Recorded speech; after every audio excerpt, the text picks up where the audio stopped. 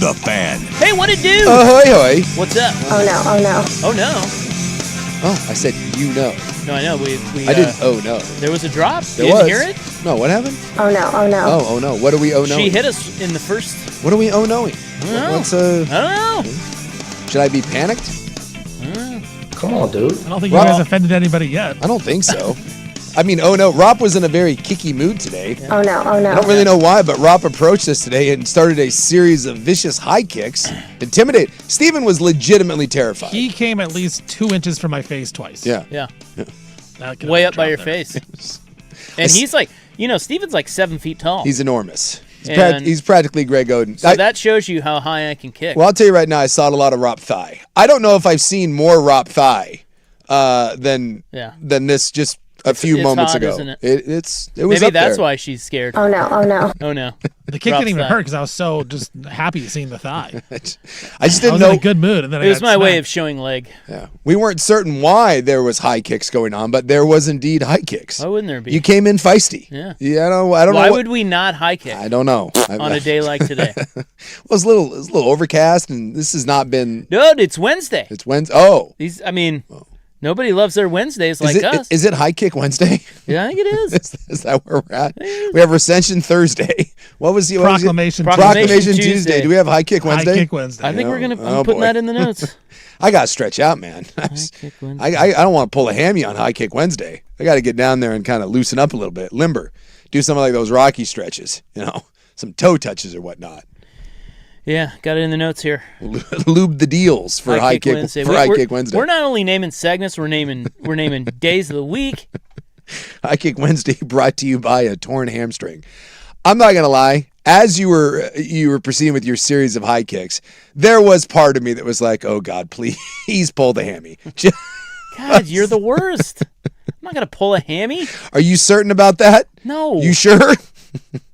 Because I'm guessing you were not limbered up when you decided to start high kicking. Dude, It was a non-zero chance. I'm like Gumby. That's exactly. It was a non-zero chance. It was in the back of my mind of like, here comes a hamstring pull. And had you grabbed and gone down, I think we all would have we would have been concerned, but at the same time, no, you it would have been one of the funniest things that to ever happen.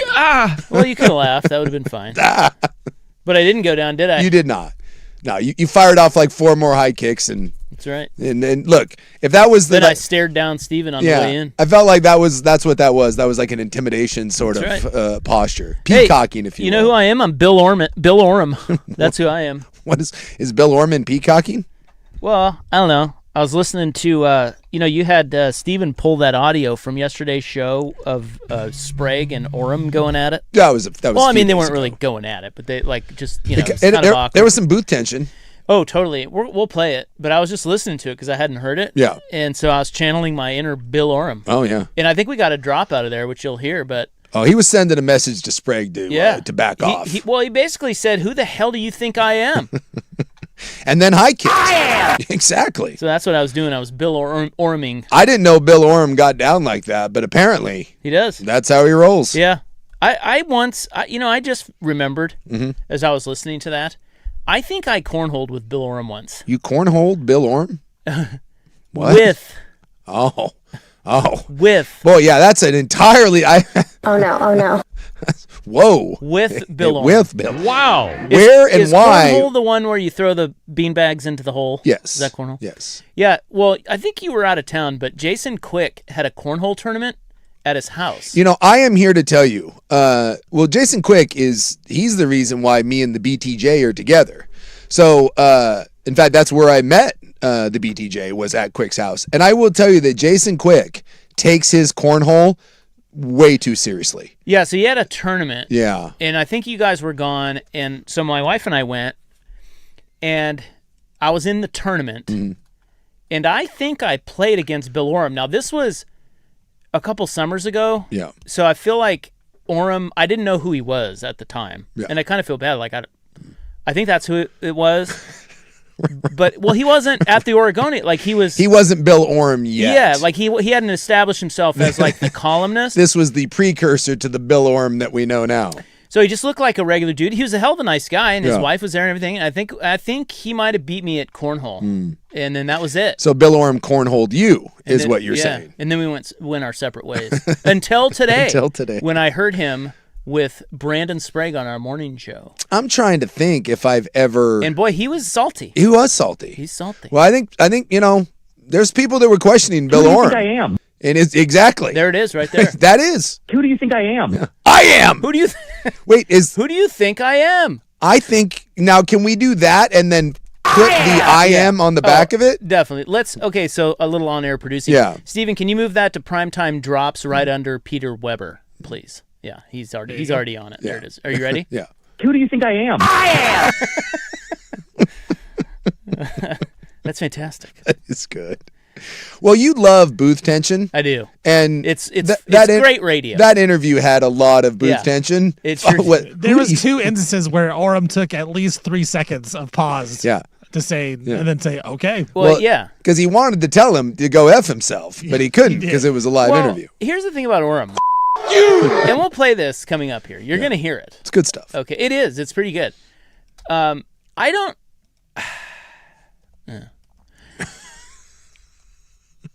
I just don't know what to do with a guy like him because he gets bristly about being called out on his journalism. Yeah. And he almost gets offended that he's being called out on his journalism. Yeah. Yet he's a columnist. Yes. And I think we're all conditioned, whether right or wrong is a whole nother debate. Mm-hmm. I think we're all conditioned to kind of eye roll columnists. Well, because So- columnist whole job is to get That's what I people mean. stirred up and to you know. This is what I'm saying. So I think most people eye roll columnists. Like it goes all the way back to like Jason Whitlock. Like there's just a long line of columnists who are really good at what they do, and they stir you up. That's what they're supposed to do, and we all know that. Yes. So then when one of them gets bristly about their journalism, I don't know what to do with that because I'm like, well, not your so job. you're a columnist. Like, aren't you? So which are you? You know? Yeah, because it is interesting because You're trying to be taken seriously. But at the same time, he's saying that I'm writing a column, but I am doing my research, and how dare you question my research? Yeah, and we're not really questioning his research. I mean, I'm sure he's a great journalist. It's more that some people don't have the fear that he does about the team moving. Yeah. That's really what it's about. Yeah. He was mad also because he felt like Brandon was saying he didn't value his own time. Like he's wasting his time with the story. That's the way Orem took it. It was like, oh, I'm wasting my time with this. Yeah. I'm not wasting my time. I've been on this story for Right. months. If you- I just didn't know that. I didn't know Orem was. I didn't know Orem was so spicy. Yeah, he is spicy. I see. I don't know him. Who do you think Tell you I what, am? he's spicy on the cornhole court too. I see. I didn't know. Now I kind of want to challenge him to some sort of. All right, Bill. Like we're really let's settle this mano with a true athletic competition, a la Joe Fisher and Danny. Let's take it to the cornhole. Who do you think I am? Is it the cornhole court? What is the? How do Well, I we? just called it a court, but We called it the court. whatever. I don't know. The field. Let's take it to a backyard and see how drunk and cornholey we can get. Yeah. Anyway, you know, I don't know. I don't know what to make of Bill Orem. And honestly, I don't think I need to make anything of Bill Orem. It's just whatever. We're gonna play his interview with Sprague. Part of it. You're gonna hear that. Yeah. I thought he did a really nice job. And this is what I asked Steven yesterday to poll. Yeah, he pulled it. That's what I was listening to. Yeah. In between the awkward booth tension and angry, I thought he did a really, really nice job. And this is where I'll give Bill credit. I thought Bill Orem did the best job so far of outlining not where this is going, but how we got to the point where people are saying that Tom Dundon is going to move the team. A lot of people. A lot of people. And I just how we got to this point. And I think there is a big component that people are missing. Because when it comes to that topic, I said it yesterday, I will listen to the idea if you think that the city council and the city and the county are going to screw it up. I'll listen to that. Because no one has any faith in government. Now, I don't believe that they'll slit their own throats, but I'll listen to that argument.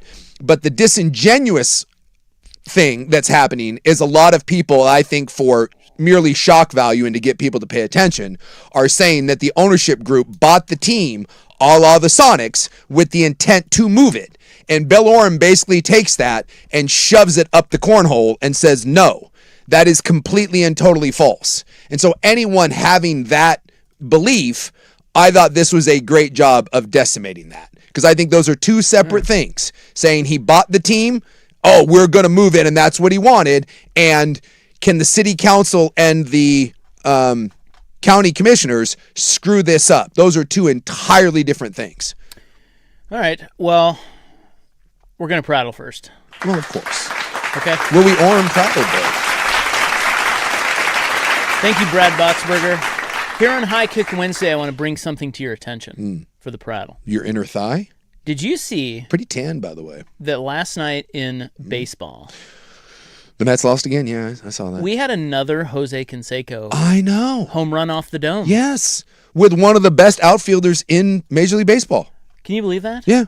Well, Can you? the fact of who it was, Joe Adell. and this year he had not arguably, the greatest defensive game for an outfielder in Major League Baseball history. Yeah. And then he's the one that gets Canseco'd. That's crazy. Isn't that wild? Yeah. So Joe Adell is an outfielder for the Angels.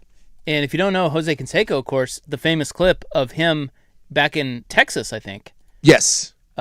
get a ball hits his head as he's on the warning track and careens over the wall for a home run. Yeah. Never seen it since. No.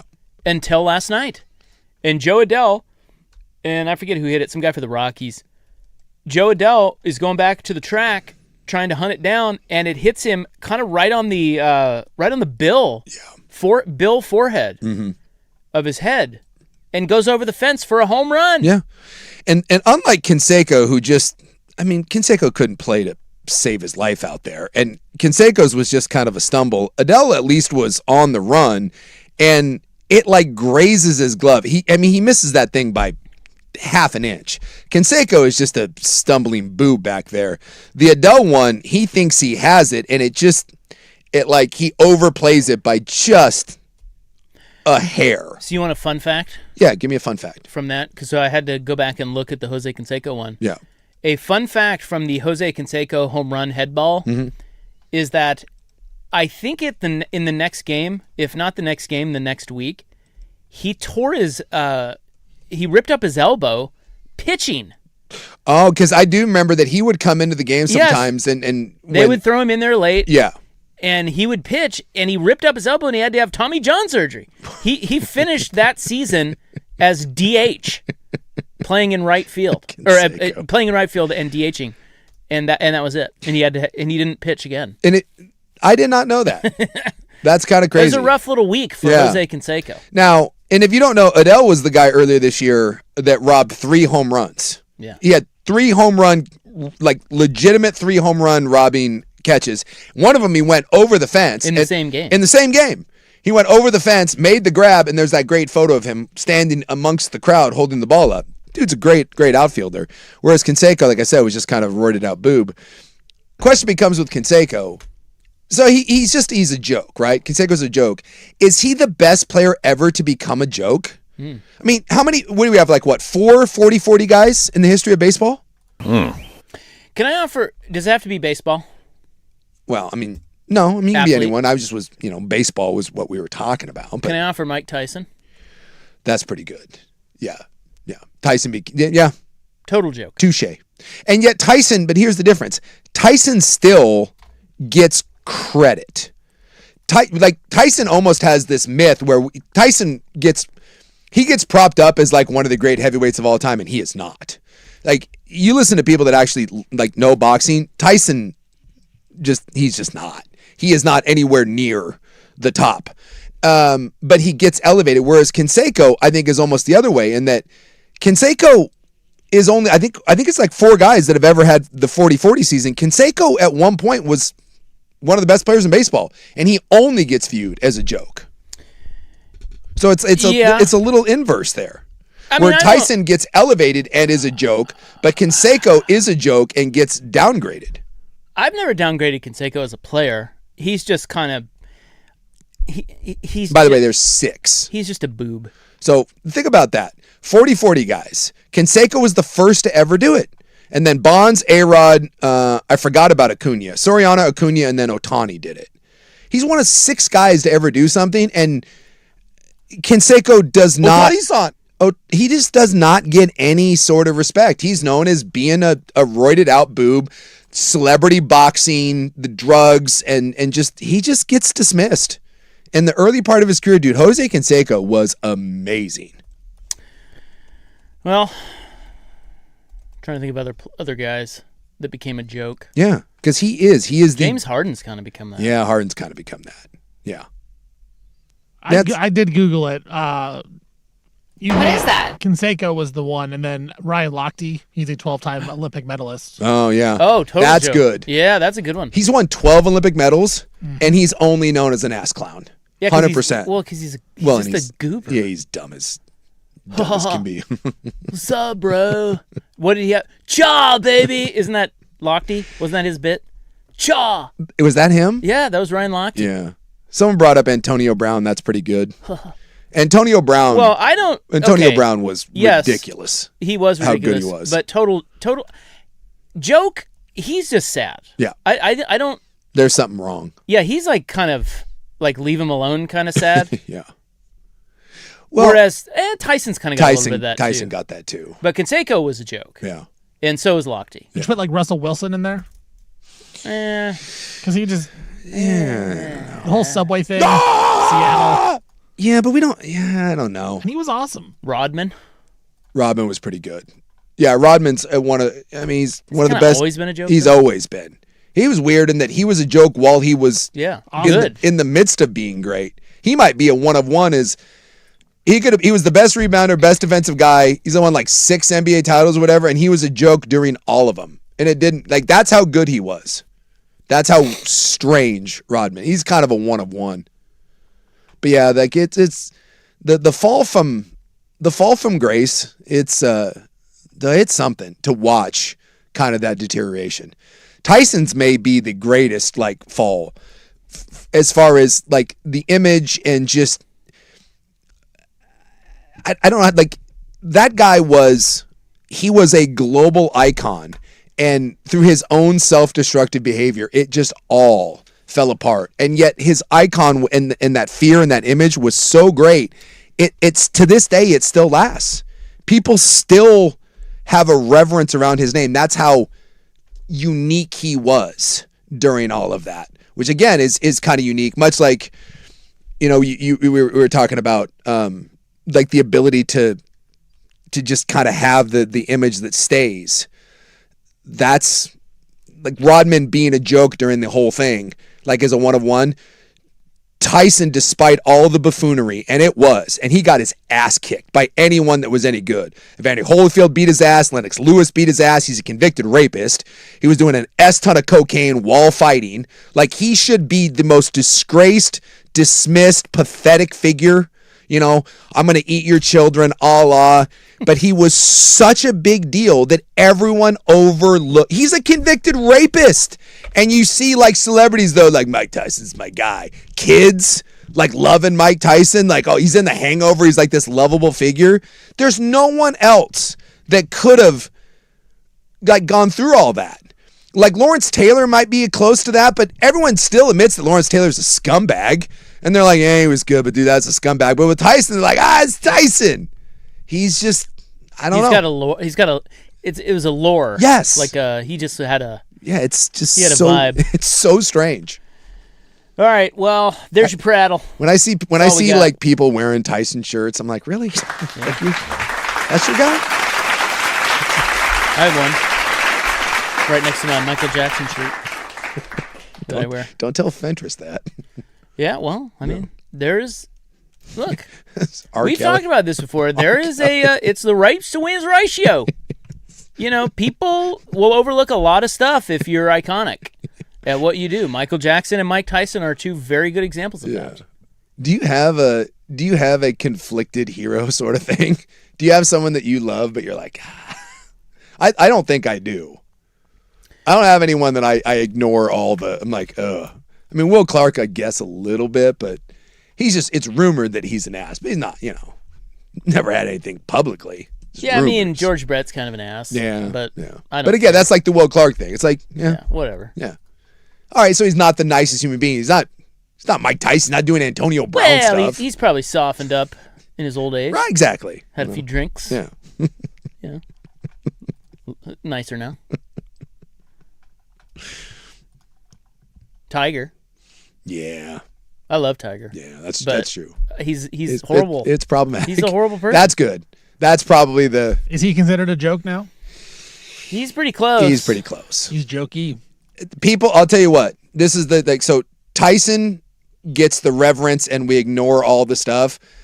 I think Tiger's becoming a joke, and maybe at some point we look back, but I think people forget how great and dominant he was because all we see now is this. We see this version of him.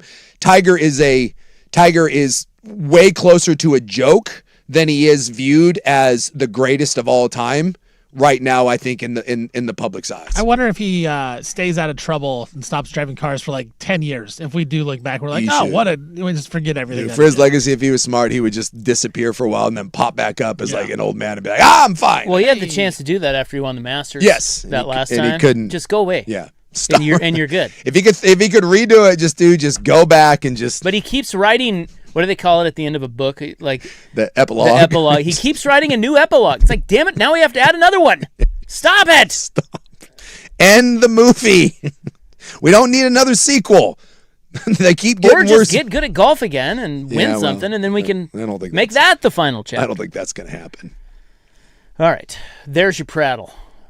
It's officially over. Yeah, okay, we're done. No more prattling. The people want to hear Bill Oram and Brandon Sprague get awkward together. And you will. You're going to hear that. You know what else I have in Frank A?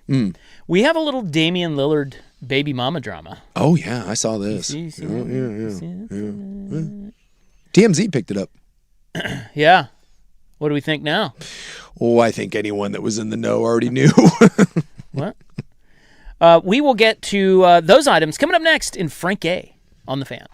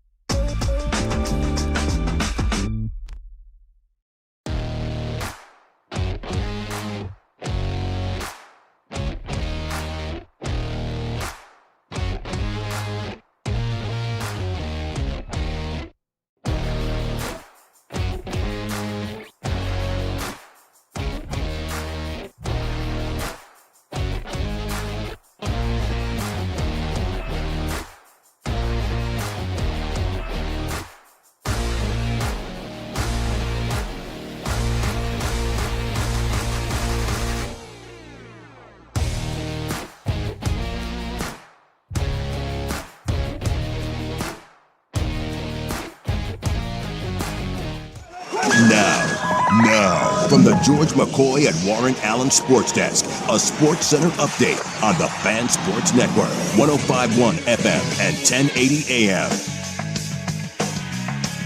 This update brought to you by Big's Chicken. Try their smoked and fried wings tossed with a perfect dry rub and served with a trio of killer sauces.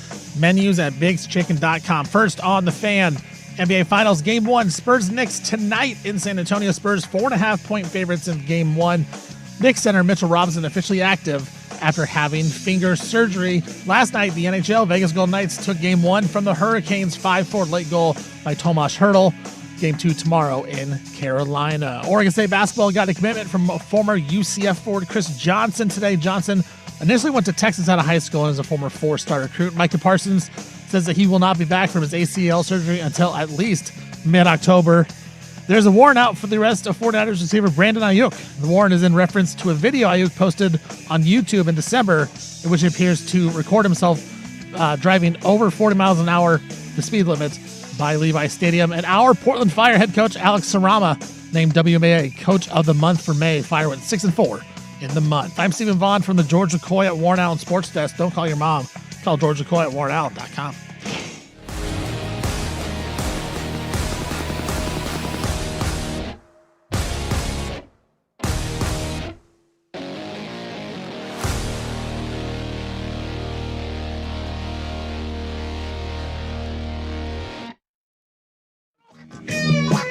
Okay, got some Blazer items here for Frank Gay today. He will service the Blazers with his services here. That's what he does. He's really for everybody. Frank Gay is for everybody. His services don't discriminate. I'm also told by his people that he loves High Kick Wednesday and is happy to be associated with it. That's important. So we'll get to Damian Lillard in a second. I want to play this audio here. We've got we've got a morning show here. We do. Very good show. I listen to it all the time. Dirt and Sprague. Part of my daily walks. And yes, there's a guy named Dirt on our station. And Swigard is on that show. One of my all-time favorite fan personalities, Jason Swigard. I think he's the longest tenured fan personality. Am I wrong? No, he was after me. Oh, I thought he came a little before you. No, he was after because I was already here and he was brought in. He paid Mark Amazon to be an intern. I know you guys were right around the same time, but I thought he... And the joke's on him because I did not have to pay to be an intern. Oh, weren't those the days of radio? Hey, why don't you give me some money and you can follow me around? My God. That was a bit. So you are the longest tenured employee of all time at this station. Of all time? Yeah. The station hasn't been around that much longer than we have, and the fact that we've, it's you and then Swag and then me. We're the longest tenured employees in the history of this radio station, and you are number one. What do you think about that? What do you think about that, Stephen Fire? Huh? I was trying to give you silver, and shame on me on High Kick Wednesday for thinking that you were silver, buddy. No, that's a gold medal. Did you just buddy me? I did buddy you. Yeah, I'm number one. I don't know what that says. I don't know either. Still here, I guess. Still here. Swag silver. Yeah, Swag. Yeah, he. It wasn't long after me though, because then he and I did the baseball show together. Yeah. Way back in the day. I bet you Swag claims number one. That seems like something he would do. He probably tells people that he's won. Yeah, it's just like how many people. You know how many people tell other people that they put us together? Oh yeah, that's there's at least 3 that I can think of. They all claim it. Yeah, I know I did. As the years go on, those tales get a little. Well, Steven, you don't now, but you will when we're long gone. Yes. You'll be like, yeah, I've worked. I was there at the beginning. I was there right. I was there for the first show. Yeah. Well, anyway, the morning show 6 to 10. Mm-hmm. For some reason, they added an hour to their show, and they wanted to do that. Yes, they did. Still very strange to me, but they demanded it, and they got it. They got it. You make demands around here, and Odyssey listens. They put a leg up Finesse style and said, "Want another hour, Odyssey bitch." likes you to have some balls. That's right. So I don't know where Dirt is on this, but Sprague is interviewing Bill Oram of the Oregon Live website. You know, Oregonian, yeah. Yeah. Still they still print the paper. That I don't know, but it's called the Oregonian. Still print it? Probably. I bet they do. Let's go with yes. There's olds that get I think paper. isn't it like in a different form now? It's like the Willamette Week where you open the. It's not it's in. like it's like a pamphlet. It's a pamphlet, yeah. Yeah, it's not in old newspaper It's like, form. it's like one of folded those piece of paper. It's like one of those watchtowers that the JWs drop off in my house all the time. One of those, maybe a trifold. This is an insurance plan. Is it a newspaper? Who knows? But It's one of those things they put underneath your door, like and they put it there, just a little pamphlet. it gives me something to read. So this is about 3 minutes. I think you wanted this yesterday. I don't know. Orem's talking about something. It has to do with Dundon, but I am enjoying greatly. Yeah. How awkward it gets. Yeah, the booth tension. Yeah. I just think Orem does a really good job. This is what the notion that the ownership group was always buying. They bought this team with the intent to move it, and he does a really nice job of laying out how that is just an absolute horse bleep argument. Now, Bill still thinks that the team could move because the city and the county, but this will not be because the ownership group, because that seems to be the narrative that so many fans and the negativity are trying to grab onto. Well, I don't really read Bill Orem's stuff. I do. And so this actually gave me an insight into a little bit of what he's... See, this is my problem with a guy like Bill Orem. And I'm sure he's wonderful. It's just when his first article that grabs everyone's fervor is fear-mongering over the Blazers moving, I instantly dismissed him. Yeah. No, I get it. And because I think that's absurd. Yeah. Okay, fast forward, however many months ago that was like 2 or 3 months ago. And here we are still talking about it. And I find that frustrating because I think it sucks oxygen out of the conversation. But hearing this, I'm like, oh, well, maybe Orem is not somebody to be dismissed. He is reporting on this. Now, he may have a different belief about things, but he's at least sourcing them. Yes. He's saying, hey, I'm talking to people, and this is what they're telling me. So this clip now confuses me even more about what to do with Bill Orem.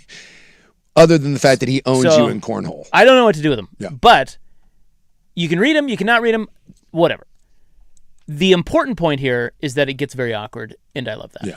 I think it's very interesting, that situation between the city council, because we know they're going to get the funding in one end, and I read your Q&A with Dundon, which was really good, and here's where I sit with it is like he is just in no way indicated, even like in a weird answer way, that relocation is a possibility. I don't even think he's panicked about it. I think he feels he's going to get the funding, so it's not really much of a story for him. And I understand your side of it, what you're saying with certain city council members. You've gotten into it. They've called you out. But ultimately, like the pressure and the real movers and shakers in the state, they're going to make them give the money. Like, I don't know if I'm in the camp of like worried about it. Okay. Oh, that's it? You are? You're still worried about it? Oh, dear. Why would I have spent the last 4 months of my life, Brandon? Like, why would I be using my platform and my voice and spending time on my career and using my credibility to say that this is a real concern if it was BS? Like, why would I do that? Well, I don't think like, you would BS. I think you're reporting what you're hearing. Who do you think I am? Like, who do you think I am? There is genuine fear at the top of every pillar of government, the state, the city, the county, that this deal could not get done. And then the question is, if the deal doesn't get done, what is the consequence of that? Those are the only two questions. Is the deal going to get done? And if it doesn't, what happens? Is the deal going to get done? I do not know. I don't have the same confidence you do. Because I've talked to so many people about this, and there's absolutely no person in who actually has any influence or power who expresses the same level of casual confidence that you just did. Not one person in the city of Portland or state of Oregon who operates in City Hall, Multnomah County, or the state of Oregon. It doesn't exist because the votes aren't there right now. And that doesn't mean that they won't come. Mm-hmm. They could, but they're not there right now. And you have a really tight timeline where this needs to happen in the next couple of months, or a lot of things start happening where you don't get the funding in time to do renovations for next summer. So the timeline is blown. You already have Tom Dundon having been rejected by the city of Portland once, and a clear path for him to say, we tried, they didn't want us, now we have to see what else is out there. Like that is the path that I see happening. The fact that Tom Dundon hasn't directly threatened relocation is so what? Like but by the time that he says something that threatens relocation, it's too late. You don't think he said anything that nodded or winked at it? How about when he said in the Q&A that you read, when he was asked if he, when I asked him about city councilors, wanting to make changes on what he views as a done deal, and he said, well, if they want to make changes, we're going to have to take a step back and look at the whole thing. Like, what does that indicate to you? That's not just oh, we'll take a look at what they say and we'll consider it. No, it's like if you want to ask for more from us in this arrangement, we have to consider the whole thing and what we're actually doing here, is what he's saying. And that concerns me. That should be scary, because as soon as he takes a step back and starts looking at whether or not the deal is one that he likes in total at all, there's a much better chance of it falling through. And if this deal falls through, then everything is on the table. Pretty good. Yeah. With the booth tension, amazing. Yep. And then in the longer part, he goes through and describes how when Tom Dundon and his group bought the team, they had an agreement with all three entities. Well, actually four: the NBA, the city, the county, and the state. There was an understanding, and that's what he's referring to when he says, well, if you want to renegotiate the deal, Bill Oram lays out that Dundon and his group believed that there was a deal in place, and that as soon as they bought the team, within a matter of days or weeks, that deal would be agreed upon, and only one of the three elements has held their end of the bargain. And that's the point where I think is interesting. So therein lies where Bill says he is scared that this thing can fall apart. I am not. I do not believe that the city council and the county are willing to slit their own throat. Bill also lays out the fact that Tom Dundon does not own the arena. The city does. So in what world, that would be, that Stephen brought this up today, he'd be like, that's if we decided we were going to remodel the studio here with our own money. Yeah, I want a better TV in here, so I want to buy one and put it in here. Anyone ever have an apartment and ask to be able to tear down a wall and put in crown molding? That doesn't happen. The city basically got that arena for 30 years for free, and now it's on them, and it is their responsibility to upgrade it. And whether the Blazers were to stay or leave, it has to be upgraded. So you're telling me that the city council and the county commissioners are going to let the only Big Four team leave and then still have to remodel the building? That just seems insane to me. But it was agreed upon. So the only people that are preventing right now the Blazers from signing a 20 or 25-year lease and staying here is the city and the county. It is not Tom Dundon in his group. So you can say you're afraid that the deal won't get done, but under no circumstances should anyone be going on radio or writing that it's the Blazers group that bought the team that wants to move the team. Right. That's horse crap. That's just blatant lies. And I've seen multiple, quote, journalists go on local markets and markets like up in Seattle and be like, well, this is Clay Bennett all over it. No, it's not. He had a deal in place and was ready to sign it.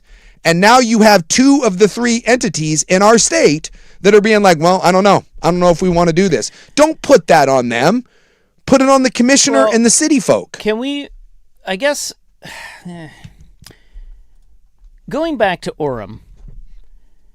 Who do you think I am? I am. I love that. That is, Bill, you will live in infamy on this show because Who do you think of I that. am? Brandon. That's another good one, too. Well, when he says that, he says, I'm putting my credibility on the line, and I've done that for 3 months. Why would I do that if it were BS? Yeah. Well, because you're a columnist. Right? Your job is I to have a stir really people up. hard time with this. Well, because he's a columnist that is putting out information that he knows is going to get clicks. He knows is going to get interaction. See, this is my problem. I know. This is it, though. His column, I forget the exact headline, but his column was instantly making people fear that the Blazers were leaving town. Yes. Instantly, right? Multiple people. Am I wrong about that? No. That was there are people. A lot of people are banging that drum. So why not?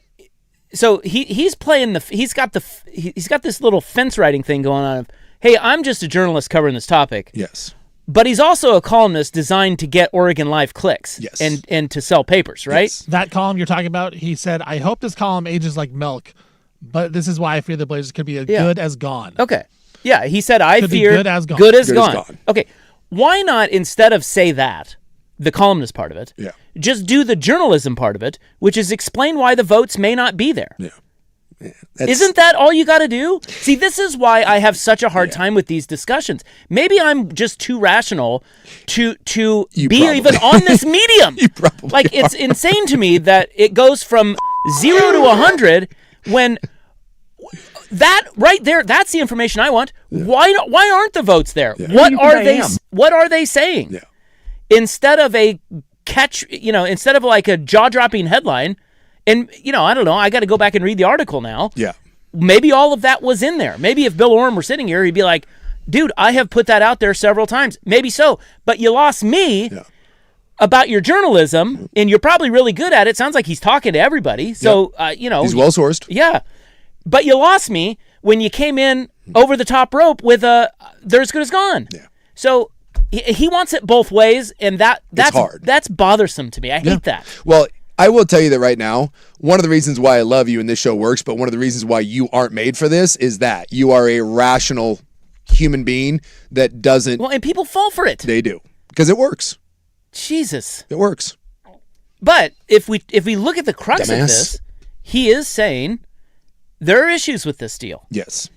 And there weren't issues with this deal when Dundon bought the team. Yes. That is a problem. Yes, it is. I'm with you that I just think in the end... They'll work it out. They're not going to let the Blazers leave. No. That's like the last thing that will kill the city. Yes. It's just not going to happen. No. At the same time, I'm also not shocked that it's harder than it needs to be because it's Portland. And we've lived here long enough to know that but I think this is how they operate. And I just want the one thing out there for all those people that are saying that it is the ownership group that is going to move the team. No. That is completely and 100% made up. That is absolute horse crap. Because when he bought the team, there was a deal in place that he thought he was going to sign. And he's not the one that's changing any part of this. And he's not the one that isn't passing the funds. And again, we own the building. The city of Portland. We own it. Like, it's amazing to me the lack of nuance. And this is where I have a problem with the reporting on this stuff is there is no nuance. And the people that are reporting on this aren't trying to have any. They're going over the top with they have taken a narrative and they will run with it. And they are putting out misleading headlines. And as you said, at best, fence riding, but with the negative slant. And I don't think it's a genuine conversation that anyone's trying to have. Yeah. I don't really know in the pantheon of local media, I don't know who to trust on the Dundon stuff. Yeah, it's tough. I'm so with you. I think it's really hard. I mean, I said yesterday, there was a group that I follow that I really like. And I thought they had one of the most disingenuous headlines I've ever seen yesterday on, I believe the headline was, Tom Dundon wants credit for not firing people. Yep. And when you read through that article, you're like, oh my God, that's how you came up with the headline? And it's been disappointing. And again, I think it goes back to maybe the Stephen A. Smith sort of thing of there's something right now that gets people to pay attention and they have grabbed onto it. And it feels like until, I don't know when it ends. I don't know when people get done kicking that horse. I really don't. And it's just so weird because we wanted change for so long and we were asking for change for so long. And now change has come and it's like we won't even give it a chance. It's like we have decided that it is awful and evil and sucky. And I don't know, maybe that's just Portland. Maybe that's just how we're conditioned. Maybe that's just the city vibe that we can't have nice things. And for the people saying, hey, read the article, I can't. It's behind a paywall. I'm not buying that stuff. You're also getting comments on YouTube. Oh, Rob is rational? Yeah, right. Yes, very irrational human being. All right. Well, there is Frank A. He has serviced. We got nowhere on it, by the way. We did, but we did at least get some awkward radio and that. I knew think you I would am? love. Oh, I love awkward. I radio. knew you would love it. It's great. In fact, while I was listening to it walking the dog, I thought to myself, I know Rob's not listening, but he's going to enjoy this. You have a responsibility to your audience to be more responsible than That was my moment. Who do you think Who's going to win the World Series? your show's better than this. I did ask him. That was Seth Everett. Yeah. And I was a listener. I remember. oh, do you remember that? Yeah. I remember Yeah. listening What to do it. you remember about it? I just remember you guys started yelling at each other, and then you asked who's going to win the World Series. He goes Rays, and then left. Who was in the World Series that year? Rays and- Phillies. Yeah. Rays Phillies. By the way, the Phillies won. So Yeah, we had him on. Yeah, he's an idiot. Because you asked about steroids and stuff, and Well, he got yeah. all mad. And We had him on to talk about the World Series, and the show with Jose Canseco aired on I don't know what channel. Remember, he had a reality show something like that. Yeah. or like a documentary, yeah. and we asked him about it, and he was like, "What the hell? You think people are still doing steroids?" And then dare you. then the MVP got busted for steroids like a month Yeah, or two later. Ryan Braun then got buzzed. He's like, "You're crazy if you think." And he's like, "What am I even doing on here? You're an idiot. Your show's better than this. Your show is better." Little did he know, it is not. It's not. It still isn't. Yeah. And then I called him a hefty bag full of sweaty meats. Seth Everett. Seth I Everett. wonder what he's doing now. He used to do stuff with the Mets, and it would drive me crazy. Yeah, he's a big Mets fan, isn't he? Yeah, he's a Mets guy. Yeah, that's about right.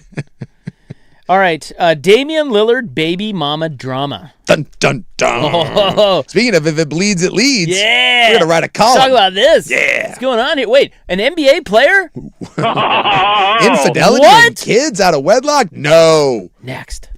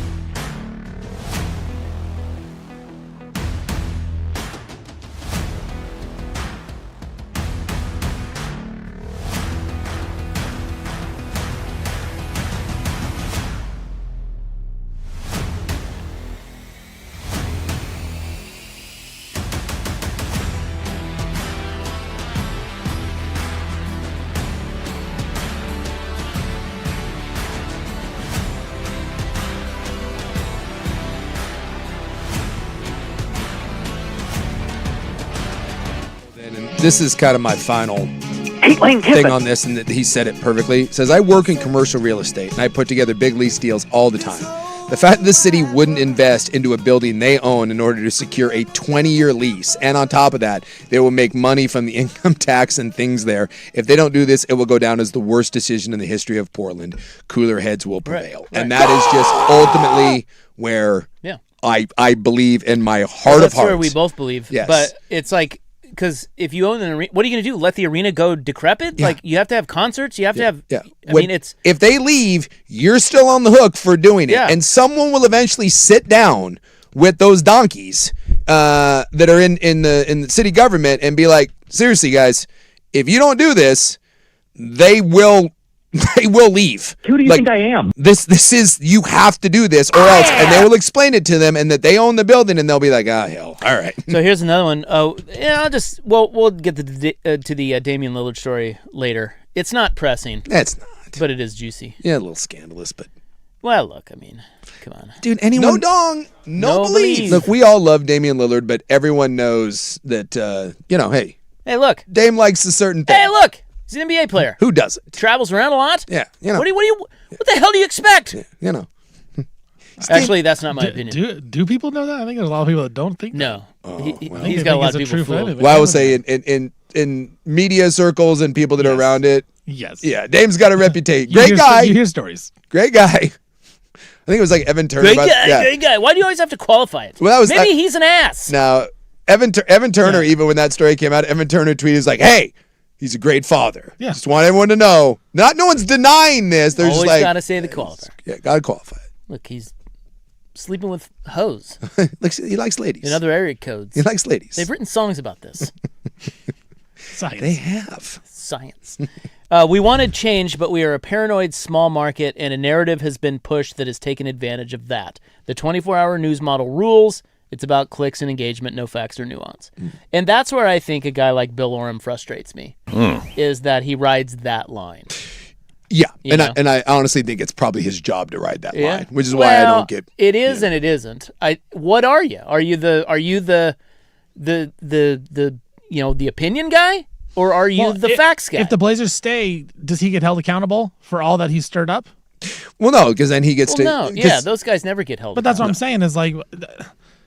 He's out there stirring it all up, and then it's not true. Wow. See, he's one that he's one of the guys that I have the least. I don't have a problem with him because I do think that is his job.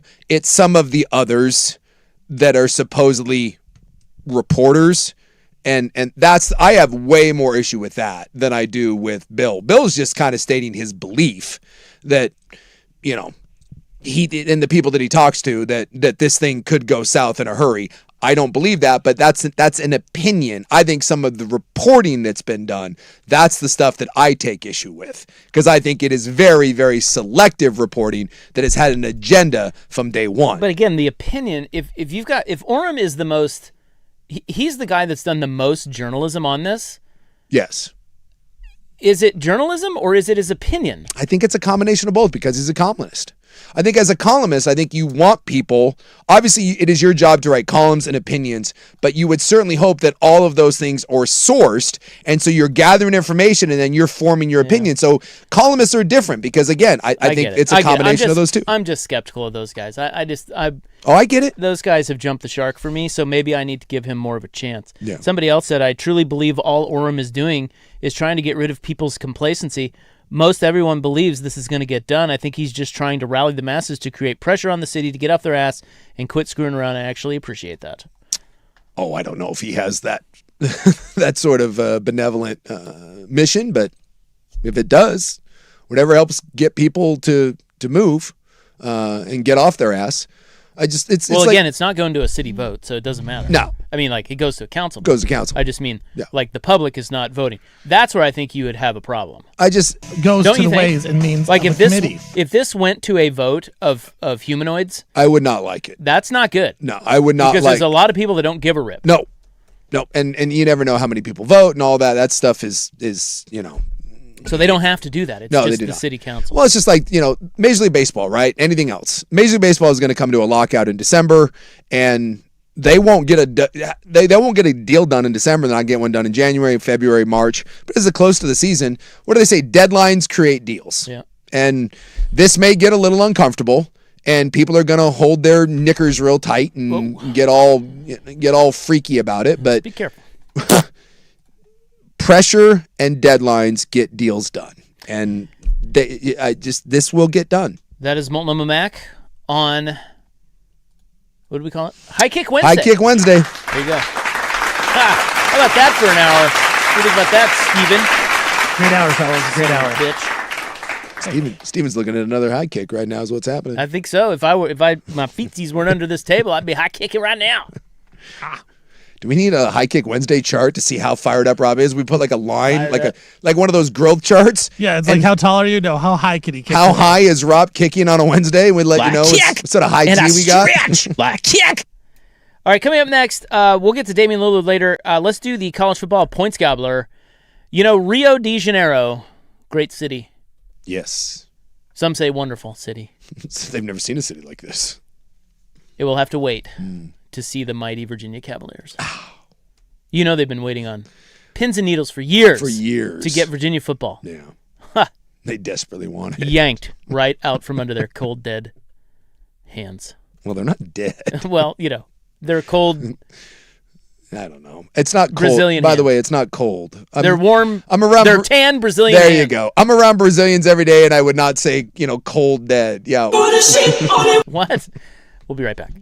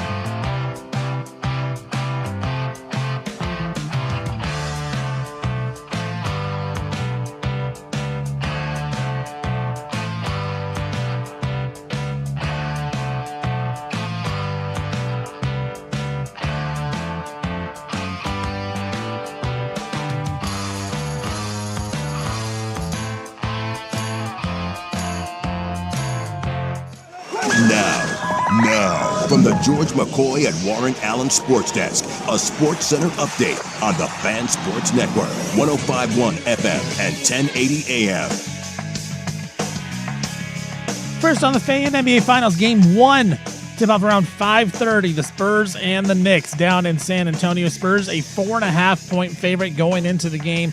They are favored in the series as well. But for the Knicks, Mitchell Robinson, their backup center, he is officially active after having finger surgery just about a week ago. Vegas Golden Knights, they took Game 1 from Tom Dundon's Hurricanes. 5-4 late goal by Tomas Hertl. Game 2 tomorrow for the Stanley Cup Final in Carolina. There is a warrant out for the arrest of 49ers receiver Brandon Ayuk. The warrant is in reference to a video Ayuk posted on YouTube back in December, in which he appeared to record himself from the driver's seat going well over the posted 40 miles per hour speed limit on a road that was right next to Levi's Stadium. Russell Wilson officially announces today his retirement from football. He'll be heading to CBS as an analyst. Oregon State basketball got a commitment from former UCF forward Chris Johnson. Johnson went to Texas, former four-star recruit. Micah Parsons says he won't be back from ACL surgery until at least mid-October.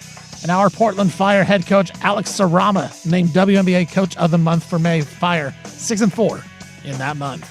I'm Stephen Vaughn from the George McCoy at Warren Allen Sports Desk. Don't call your mom. Call George McCoy at WarrenAllen.com.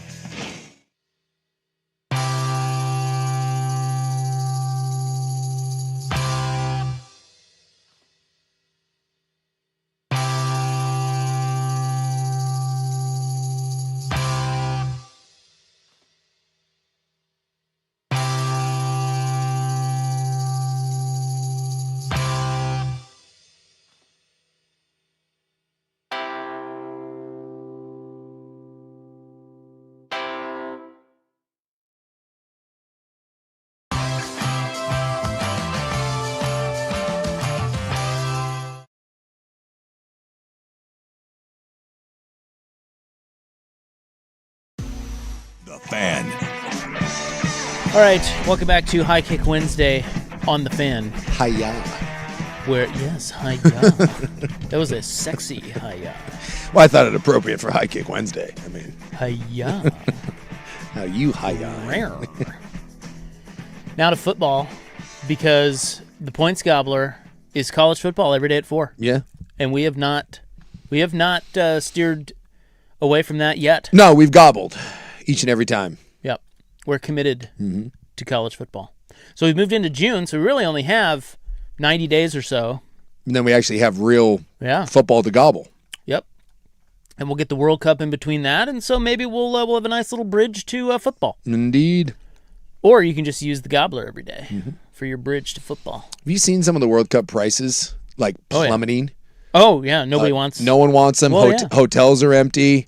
I hope this thing ends up being an unmitigated disaster because F you FIFA. New York was trying to gouge people like $200 and something for train rides to and from the stadiums. And I told you we went to the Mets game, me and my buddy, on Monday. And normally you can get a hotel somewhere in Seattle, walking distance from T-Mobile for anywhere. You get anywhere from 150 to 210, depending on how nice you want. Dude, hotel prices in Seattle within walking distance of the stadium right now are $400 for like not nice hotels. You want like a real like a decent room, it's $5 something. So we ended up staying 20 minutes outside of the city, all because of the World Cup stuff. And it turns out people are just like, no, dude, we're not doing this. And good for us. No, I hope collectively North America looks at FIFA and says, eat a you know what. I'm not paying that. Eat a what? Well, eat a Richard. How about that? Whoa. I mean, look, I wanted to go see a World Cup game. I was like, when am I going to go see a World Cup game? Unless just on the off chance I happen to be in a foreign country when one's going on. And that's like me going to see the dead Pope. It just so happened to line up. Yeah, you saw his little feetsies. I did see his little feetsies. Like that just like the level of coincidence on that is, but what are the chances of that? Like, oh, I'm happy to be in Brazil and then, oh, it's the World Cup. So this is like my one chance, but I am not spending $700 to go see Uruguay play the Sudan. That's ridiculous. In a 65, 70,000 seat stadium where I'm not going to be able to see crap anyways. Well, the good news is your body, your choice. Yeah. You don't have to go. Well, it sounds like a lot of people are with me and are rejecting this, and I hope that they end up taking a bath. So, poor Rio. They will not. So I didn't know this, but I guess the college football opener between Virginia and NC State. Yes. Because what says massive college football in a foreign land like NC State? Yeah, it's weird. It's like when K-State and Iowa State played in Dublin. Like, why? Like, if you're trying to expose them to American football, like, that's the best we can offer up? I don't think it's we all know it's not the best we can offer up. I think it's the best of who would actually do It's only what we can offer. That's it's that's that Pawn Star meme where it's like, hey, Brazil, I would like Ohio State versus Texas. Then it's that fat bald guy being like, best I can give you is Virginia. Exactly. Because they'll be like, State. hey, Virginia, do you wanted some extra money to go there? Sure. Standalone game, national. Yeah, we usually don't get that. Okay. Yeah. Because you can't get Ohio. You can't get Michigan. These are the only two schools that would agree to come. Would you They like were them? the best of the worst. Yeah, sure, we'll take it. Why not? Well, no, they won't take it. Turns out, no.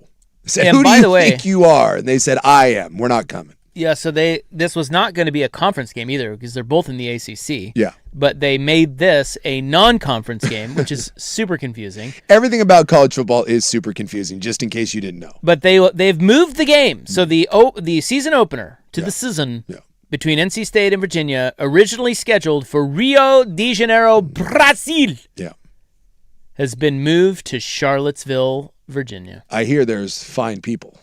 On both sides. Both sides. Now, wait, that's a Virginia home game. Yeah.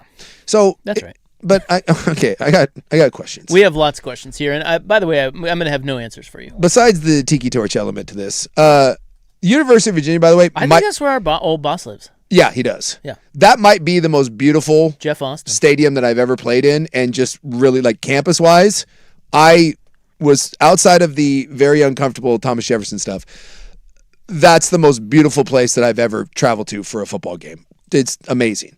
That being said, if this is a non-conference game, so it's now a non-conference game between two conference opponents at the home stadium of a what? Why isn't that just a conference game now? But with that being said, and if you're North Carolina State, are you pissed? I'm Virginia too. Like, if you told me, hey, I'm going to Brazil to start my season, I'm like, hell yeah, I've been preparing that for a year, and now you tell me that I have to go to Charlottesville? If I was a player, I'd be pissed. I'll attempt to answer that through this story. It says, in September, the ACC voted to move the league to a 9-game conference schedule starting this year. So as a result, the NC State-Virginia matchup was converted from a non-conference contest to an official ACC game, ensuring it counts toward league standings. Okay, so we had it backwards. All right. It's actually a league game. Okay. It's a league game, Smokey. Now I feel a little better. Yeah, Rio's really pissed. Yeah, they're like, man, wait, this was for all the marbles. This counts in the ACC standings? I'd still be super pissed if I was one of those teams. Because, dude, what are the chances of those kids going to get to go to Rio and get like an expense-paid trip to Rio? You know you're going to go down a couple days early. You're going to go to the beaches, meet some ladies, have a good time. We don't get to see these two mid ACC teams fight each other? Yeah, they're What are we doing? I'm sure they're pissed. I'm mad. It was supposed to be played at Nilton Santos Stadium, 44,661 seats, hosted the Summer Olympics in 2016. What would the attendance be for that one? Yeah, that's what I don't know. Now, from my experience with Brazilians, I'm around Brazilians most days. I hear there's a lot of Virginia fans over there. I heard NC State. And Maybe it'll be packed then. They are wonderful people. I can assure you that all the Brazilians I know absolutely nothing about American football and don't care in any shape or form. Well, that's why NC State and Virginia are the two going over there. I think that is the idea, is that if anyone is going, it's more of the novelty of it. Yeah. It'd be like if someone sent us a handball game.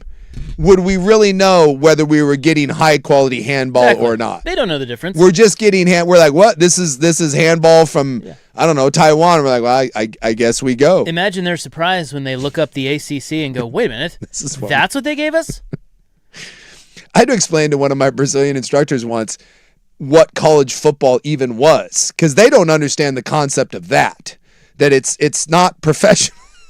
Like, it's not the college sports. Yeah, it's college sports. I had to get into a whole thing about the difference between like the Seattle Seahawks and like the Ducks. And let me tell you, when it's you're not trying, a hard distinction. When you're trying to explain to someone that it actually is, because he had questions and I didn't really have. You're like, well, it's ultimately the answer is because that's just the way we do it.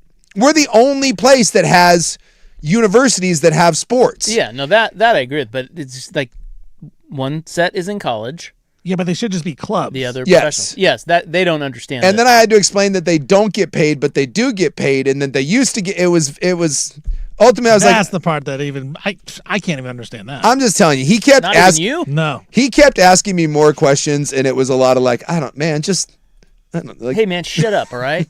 one's not as good as the other. But then, yeah, they do go to play eventually at the other place. Yeah, but only the good. It was Only the really good ones. I'm telling you, dude, you think it's easy to explain, and it is not. Find yourself someone that's new to the country and explain to them the difference between college and American football, and it's not as easy as you think.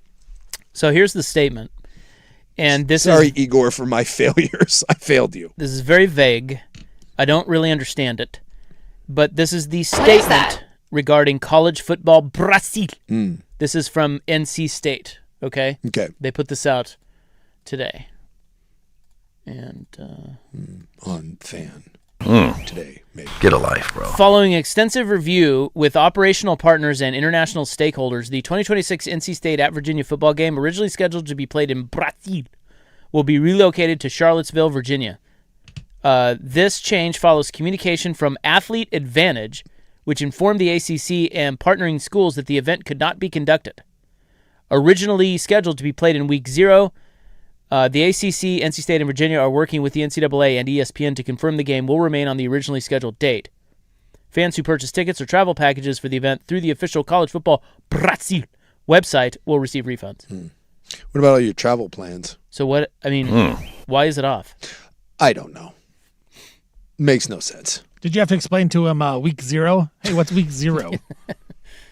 Yeah, we start at 0. I don't know, man. I'm telling you. They played their first game in week 0? Yeah. Try. Why is it not week 1? Well, if you see now the fun part, the halfway point of the season, have you seen this? No. So Yes? the halfway point of the college football season. What is that? From the national championship, which is now played on, January 15th, and now week 0, the official midway part of the season is November 14th. Really? Yes. Oh, yeah, because... That is that is how drawn out and stupid our calendar is. Other fun fact, when the national championship game eventually gets played, it will actually be after the portal window has closed. Like that's how screwed up this is for these teams that eventually go on and play in the national championship. But the calendar's fine. Well, if you're clamoring for the Rio game between NC State and Virginia... You're not going to get it. Well, no, you are going to get it. Well, it's just not going to be in Rio. Not in Rio. And that's probably great for us. Like, I don't know. I didn't want to wake up that early anyway to watch ACC football. I don't know. What time was it on? Well, I don't Because I know. will say sometimes it's fun to wake up and have a game on. Do you know who's playing internationally next year? We're going to Dublin. Ooh, we're back to Dublin. Don't we play in Dublin every year? Yeah, I think there's... They take a break this year? let's see. See if there's a game in Dublin. Because there normally is a Dublin game. Normally it was Notre Dame, and then last year was the weird, like, hey, we're going to give you Iowa State for some reason. You're like, okay. Yeah. Oh, yeah. The Dublin game this year is TCU and North Carolina. Yeah. Okay. And that's better than the Brazil crap we were getting. Then I wish we could have. Like, when I was in college, that would have been amazing. Yeah, that's the 9 a.m. game. I get to go to Ireland to play. I've got to play some crappy week 0 game anyways. Send my ass to Ireland. 2027, Pittsburgh, Wisconsin. So basically, we're never getting a good game. Woo! And you know what else? We're getting another international game next year. And that is, isn't there one in Japan? Toronto. Yeah. And that will be Syracuse and Wake Forest. All right. Sorry to the Toronto fans. No, the Japan one was just like they're going over there for like remember the Ducks are going over there? Like a little tour. Yeah, they're doing like a tour. Like it was like when the NBA players go over to China in the offseason and hawk their shoes. Something like that. Yeah, or I guess just be, throwing some Nike stuff out there. Exactly. Go over there and be like, go Nike. Here's our brand new Nike stuff. Yeah, go Ducks. Ooh. See that Steph Curry is signed with Li Ning for like potentially $1 billion, but you can't sell the shoes in the United States because they use human slaves. Good one, Steph. Steph Curry. Hey, those checks still cash. Seth Curry did that big promotional thing of I'm going to try everyone's shoes, and then he signed with a company that literally can't sell their shoes in the United States because they use North Korean slave labor. Look, I get everyone in the shoe business is using like underpaid workers and like sweatshops. You chose the shoe company that literally uses human slaves. Sorry, Seth, but you lose any sort of credibility with the whole. Isn't it Steph? Steph. Sorry, what did I say? Seth. No. Yeah, you're giving Seth way too much I'm giving credit. Seth way too much credit. Seth Curry did not sign a potential $1 billion shoe deal. But for all the social media stuff about, Curry and his foundation and doing right, you literally took human slave money because they gave you more to sell their crappy Chinese shoes. Yeah, but he'll be big in China. I guess. That's all that matters. Tell you what, this week 0 schedule, I'm getting psyched right now. No, what else do we have? We got San Jose State at USC. USC 35.5-point favorites. Hawaii at Stanford. Well, I'll be all over Hawaii. They played last year. Yeah. Stanford 3-point favorites at home. Can't we just, again, this Memphis goes back. at UNLV. Sue, get on board. Let's go. Again, New Mexico State at Florida State. For the love of God, this pulls the Dan Lanning thing. Just move everything up and let's finish this before the end of January. Here's someone who says, if I was a fan, I'm still going to Rio and I don't have to watch a football game. Hell yeah. I'll tell you what. It's probably better. That's 100% true. It's so right. If I had already booked my travel plans, I'm like, what? I guarantee I can find something to do in Rio that's a hell of a lot better than watching crappy ACC NC football. State at Virginia. Yeah. Guaranteed. And it was at Virginia. They were the home team. Yeah, they were the home team. All right, there is your college football points gobbler. Anybody got a spread on that game yet? Should we gobble some points in NC honor State, of Virginia? Yeah, Virginia 4.5. Yeah, I got nothing.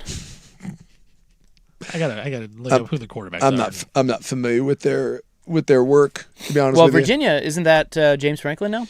Or no, he's Virginia Tech. Yeah, he's Who's the Tech. Virginia coach? I don't know, but they lost to Duke in the ACC title game last year, like a bunch of ass clowns. And- Virginia's got Bo Pribula on their team. Oh, he's back?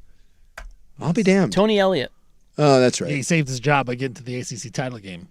I watched that ACC title game, and I'll tell you, I am not impressed with Tony Elliott.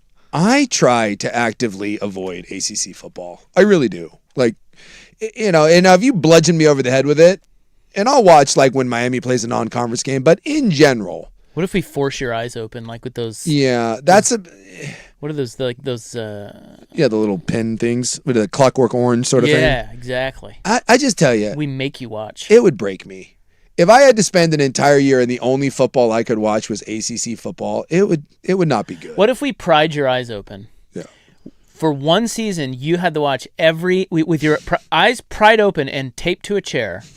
You had to watch every ACC game, and then you'd have to fill out a quiz afterwards. Yeah. To make sure you watch it. Like a book report. Yeah. And then we give you $1 million. Would you do it? Yeah, I mean, I guess I'd have to do that. It's $1 million. Right. But I'll tell you what. See, it's not. I'm not certain I could pass the quiz. That may turn my brain to mush. I am allergic to AC. I can watch Big 12. I can even watch the new Pac-12. I can't. I could care less about the ACC. And maybe it's just because I'm a West Coast kid. There's no schools over there that outside of Miami. Over there. See, I think Miami's interesting. Twice a year. Well, Miami Wake Forest interests you? No, it doesn't. You lion sack. Well, no, I didn't say that. I said Miami was interesting. I said twice a year when they play somebody. I didn't say Wake Forest was interesting.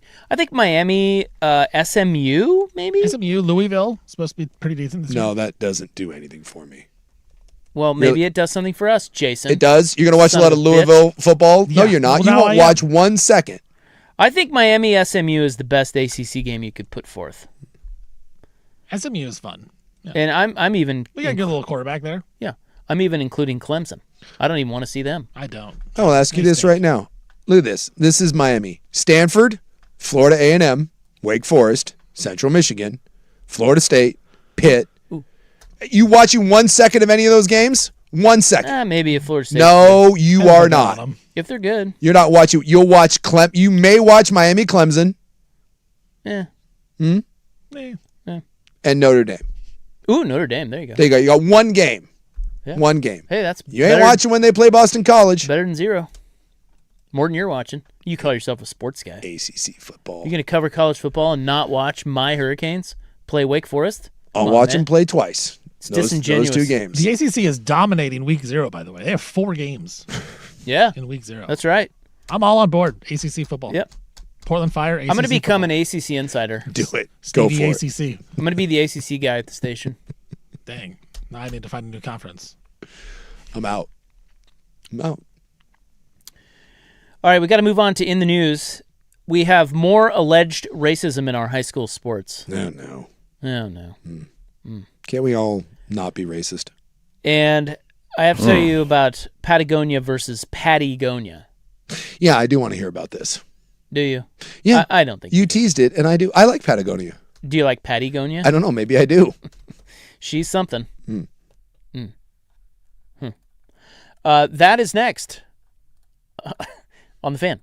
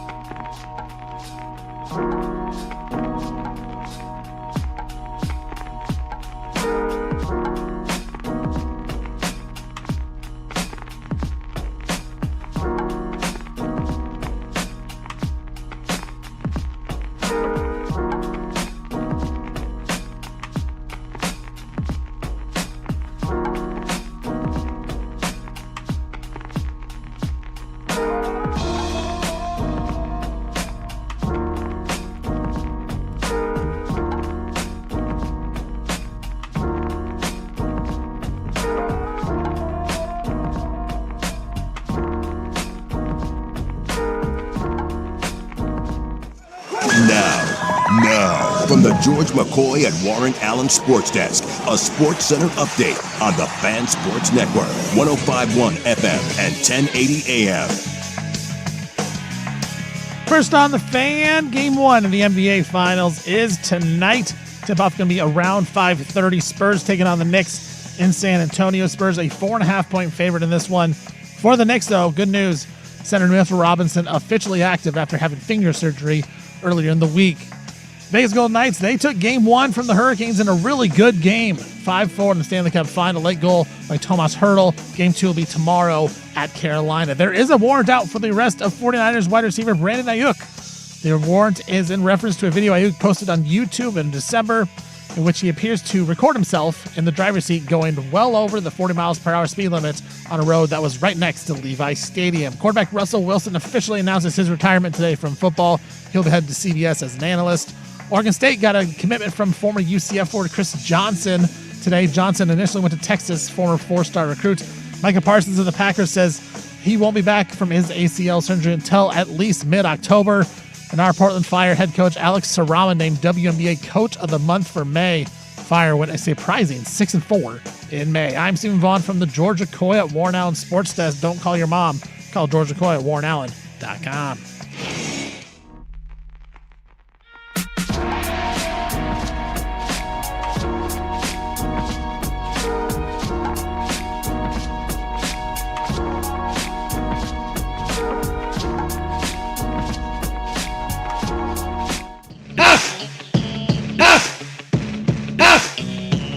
What?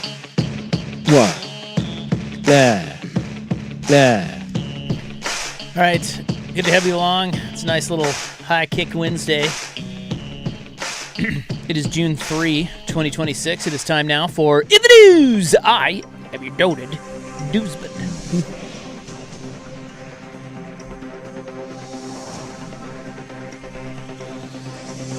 Who do you think I am?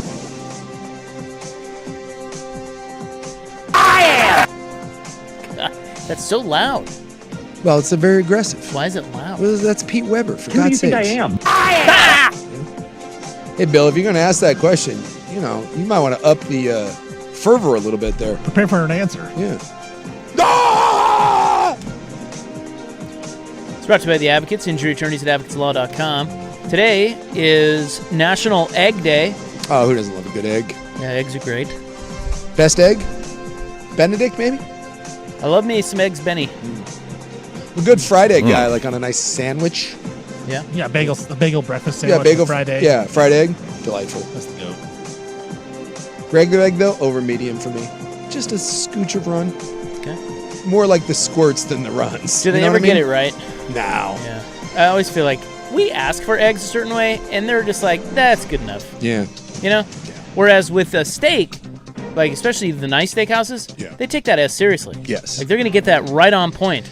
Eggs, they're just like, here you go. Yeah. These were supposed to be over medium. It's 100%. They kind of are. It's 100%. You're right. Whatever you order for your egg, just be prepared for it to be not right. Not right. That happens with my wife all the time. Yeah. And she's always shocked by it. I'm like, maybe at this point we shouldn't be so shocked. Well, most of the time you're ordering eggs, it's at the Greasy Spoon or Joe's Breakfast Shack. And no offense, but the guy back there working the line cook at like $11.50 an hour, he doesn't care that your egg is over medium. He just doesn't. I like to keep it spicy, man. There's also World Clubfoot Day.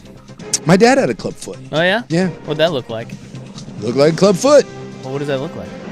It was, I think, 3 sizes smaller than his other foot. Wow. Yeah, when he was a kid, he had to have it they kept having to break it and like scrape the bone, and so it was kind of weird because he had one little baby shoe. I think he had like a size 10.5, maybe 11, and then the other one was like a 7. Yeah, isn't it like crooked and stuff? Yeah, it was all turned. So he had one small calf, one small foot, and then the normal one. Rest in peace, Bob Brown. Can I give you a list of famous people who have had clubfoot? Well, it was Dempsey, the field goal kicker, right? He was like probably the most famous club-footed guy. Was he? Yeah, he had the NFL like field goal record for forever. British actor Dudley Moore. He had clubfoot, huh? Sure did. Didn't know that. You probably never saw Dudley Moore's feetsies. I did not. I'm guessing if you have a club foot, you're probably not out there, cruising around in the Tootsies. Damon Wayans. Really? Comedian and actor. Love Damon Wayans. Didn't know. Yeah, I'm pro Wayans. Yeah. I think the Wayans are underrated. The Wayans are solid. Couldn't agree more. All of them. Yes. Troy Aikman, club foot. Get right the hell out of town. Yeah, he had a corrective cast in his first few months of life. Life on Earth. I think they've gotten a lot better with clubfoot treatments. Mia Hamm. Wow. Yeah. John Rahm. I had no idea. John Rahm, clubfoot. Got a lot of clubbers out there. And that's why his swing is so short. He said he had to... You had to work around the clubfoot, huh? Yeah. Christy Yamaguchi. Wow. Skated. Boy, who knew we had so many great club footers out there. So you can overcome. You can. Well, my dad, not a great athlete, but clubfoot, yes. Great athlete, no. Oh, I have good news before I get bad news. All right. Okay, so I have a roving. As you know, my tentacles are all around town. Yeah, you got the feelers out. We have roving reporters everywhere. When something happens, we get the people. Roving reporter Sam Hicks has reported back to the In the News news desk that West Lynn softball beat Mountainside in the semis of the high school softball tournament. Okay. Are you kidding me? And won on a triple play. Oh. What? 6-4-3. So you got runners. You got runners on first and second. A girl lines one to short. She catches it. Diving catch. There's one. To second. Flips to second. That girl got doubled off. And then they threw over to first and overthrew it. But the girl was way over on second base. So she had to go all the way back to first. And as she was running back to first, the fences are pretty close, in those... Yeah. Where they play. Yeah. So the whoever was at first, I think it was the pitcher actually, was covering first, ran and got the ball and dove and hit first base, and the game ended on a trifecta. Now, was it a close game? Yes. It was a shocking, stunning softball game. Can I blame? I'm going to throw a lot of blame here. What the hell was the girl on first base doing? Yeah, she was. Yeah. You gotta pull your head out. Yeah. Because you're telling me that it was a line drive and you started running. Yep. And obviously there weren't two outs, so it's not like you were running on contact. She might have thought that maybe it was because it looked like maybe the girl that caught it on a hop. Yeah. But you got to be better. So you went all the way. Like yeah, that's on you. That's on you. You cost. They even overthrew first base, and she still couldn't get back there. You cost your team a potential state championship. So West Lynn defeats Mountainside. Shame and judgment to Mountainside. And I never would have known that had Sam Hicks not texted me that. You know what's happening in these streets of West Lynn. Yeah. No, you don't. Lake Oswego. And to be honest with you, now that you've told me that, tomorrow if you ask me, I probably will have forgotten it. But for this brief moment, I too am aware that West Lynn beat Mountainside. You don't know what's happening in these streets of West Lynn. What is that? Stuff's wild out there, man. Now to the bad stuff. We have more alleged racism in our high school sports. Feels like there's a lot of that lately. Yeah, well, we were talking about the Central Catholic one, and it got a little weird because, Steven's wife works there. Yeah, he's connected to it. It's like I am not connected to anything. Do not lump me in with any of that. Steven's racism is completely separate from the racism in high school athletics. Steven knows things. Look, when you're in the high school circles, word travels fast, okay? They're the chattiest Cathys known to man. That's right. Yeah. Youth sports in general is It just is. full of a bunch of Karens bitching about crap. Yeah, and I think the reason for that is their whole lives. Yeah. Like they're all so wrapped up in it, it's all they talk about. In your life! So word spreads fast.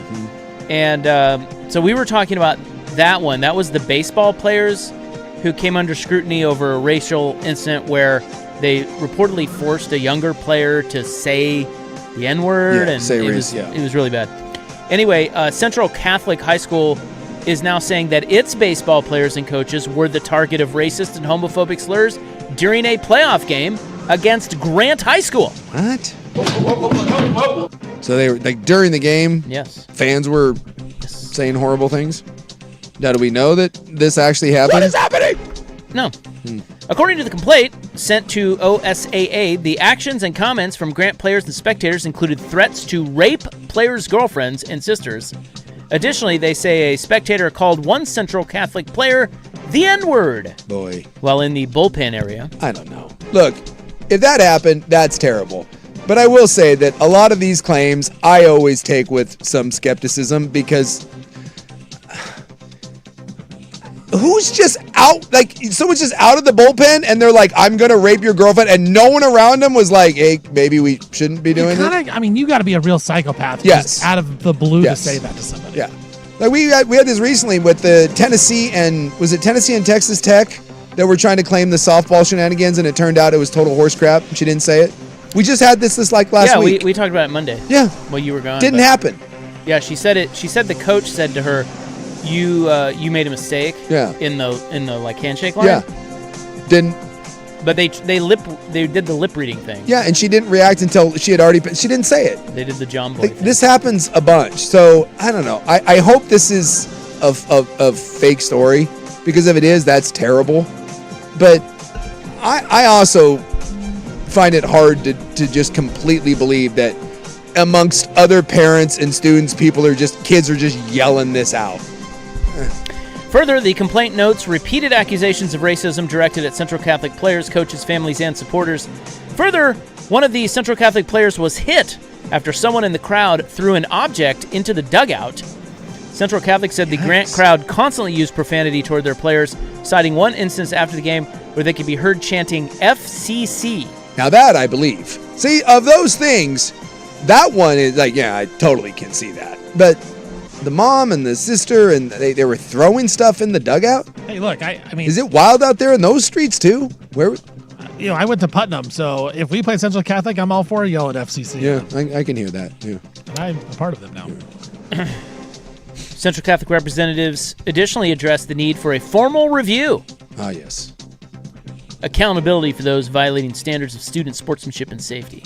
There was no one there at the time, and this is the thing, like, not a coach, no one was just like, okay, guys, like, we're not doing this. Like, I don't know, maybe I'm naive because I'm not hanging out in the high school ranks, but normally, like, shouting the N-word and I'm going to rape your mom and throwing things. Girlfriend. Normally that elicits a response from people at the game, right? Normally that stuff ends up on camera. Normally there will be a situation amongst the crowd. Someone's saying in the crowd, hey, whoa. What are we doing? Yes. Jerry Jones is falling. Yeah. Get out your phones. Did he say the N-word when he fell? But maybe I'm wrong. Easy, Tiger.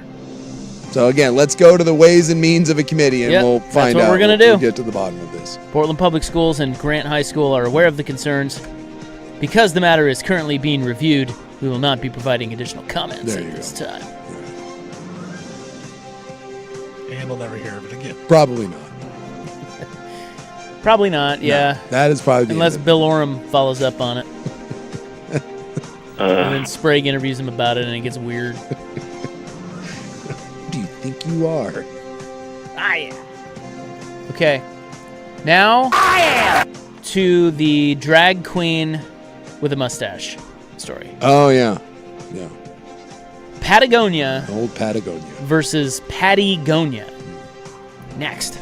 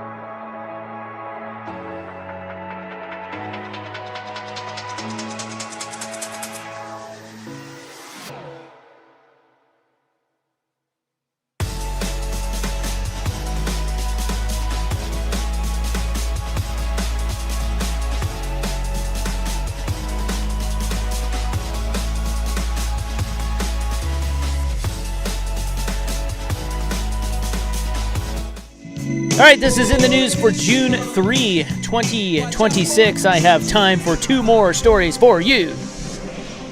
What if I just talk the rest of the show like that? I think it would get old after about 20 seconds. Drag queen and environmental activist Patty Gonia. Who do you think I am? She's a drag queen. He, they, I don't know. Yeah, it's a, well, I mean, okay, so it's obviously a man. Yes. Who dresses in drag. I think Yes. it's okay to say he, isn't it? Or are we, because his real name is Wynn Wiley. Okay. So Wynn Wiley is a man. Yes, but Patty Gonia is a woman. yes. But Patty Gonia has a nice mustache. Who do you think I am? And more importantly, I actually don't know. I don't know who you are. aren't just a drag. What is that? They're an activist.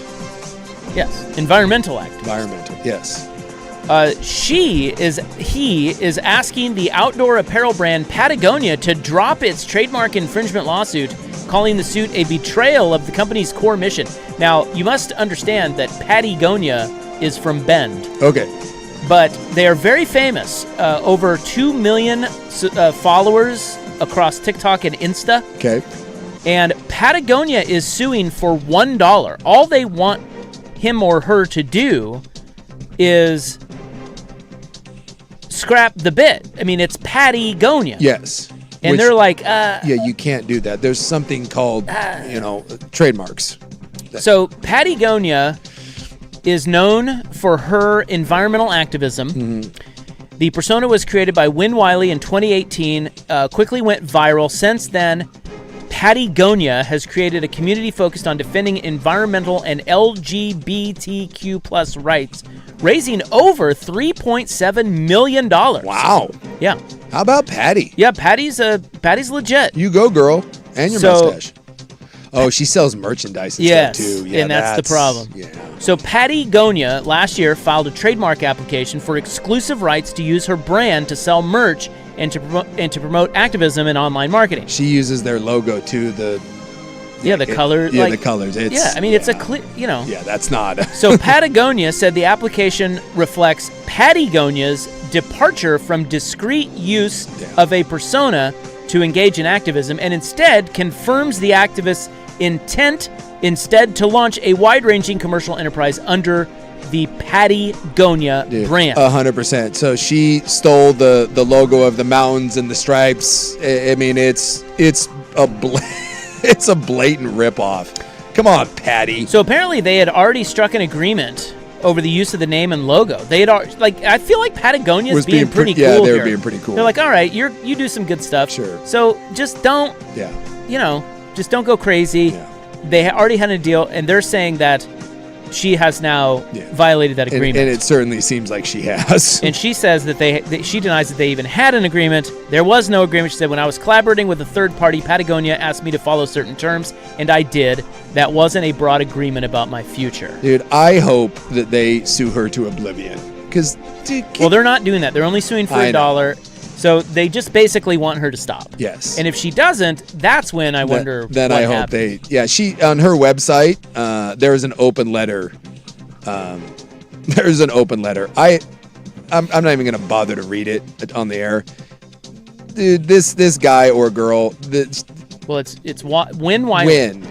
But Patty is a girl. You're a jackass.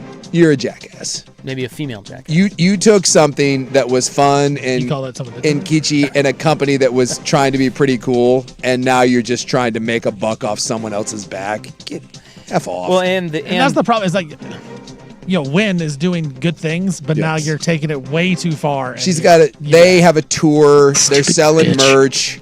You don't get to do that. I can't rip off. I'm wearing an Adidas shirt right now. Rip it off. Take it off. I can't rip off an Adidas logo and then be like, I need to see dong. Oh my God. And then just decide that I'm going to launch my own brand with it. But like, hey, I'm kind of funny and quirky about it, and I'm a drag queen, therefore I get away with it. Well, yeah, and you can't say 2 off, 2 on, 1 off, 2 on. You can't say they're just trying to silence a conservative act or a environmental activist. No. I mean, that's not what their point is. They're just trying to protect their brand. Come on. This is silly. Yeah. Okay. Win, get bet. Are you ready for story number 2? Let's go. You're going to love this one. Okay. Well, maybe you won't, but maybe. This is from Beaverton, Oregon. You guys have been to Beaverton, Oregon. I have. Home of Dusty Hera. I don't go very often, but I don't either. That side of town is usually one that I just I don't get to very often. Well, I contend if you're driving in Beaverton, Oregon, it is busier than Portland, Oregon. I will tell you that. Yeah, 26 is a nightmare for me. A 25-year-old hair salon owner from Beaverton, Oregon, who was cast in Season 8 of Love Island USA. Oh, I saw this story. Has been removed from the show. Yeah. After social media videos surfaced of her using a racial slur. They didn't say what racial slur it was, though. You're still an idiotic, a moron. Do you think she went to Grant? It's possible. And that's a big deal because the that show, Whore Island. Love Island. Whore Island.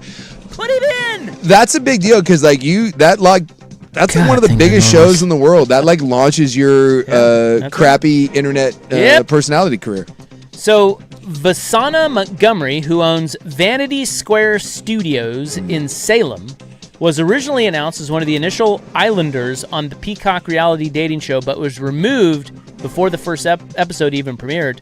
2 videos of her surfaced online in which she appeared to be using the N-word. Now, in one video, she was singing a song that featured the word, and we've talked about that before. Yeah, you're quoting. Let me just say this. If you're not a black person, don't say it. Yeah, don't say the word. You just don't. Even in lyrics. It's not that hard. It's not. Hey, you're rapping along to a Jay-Z song, and then you mute yourself. Not that hard. You're like, nope, don't say it. Not even if you're by yourself. Just don't do it. Yeah, except all that Radio edit. Just don't do it. And the second video, she was yelling at an arcade game. Yeah. Catch me outside. How about that?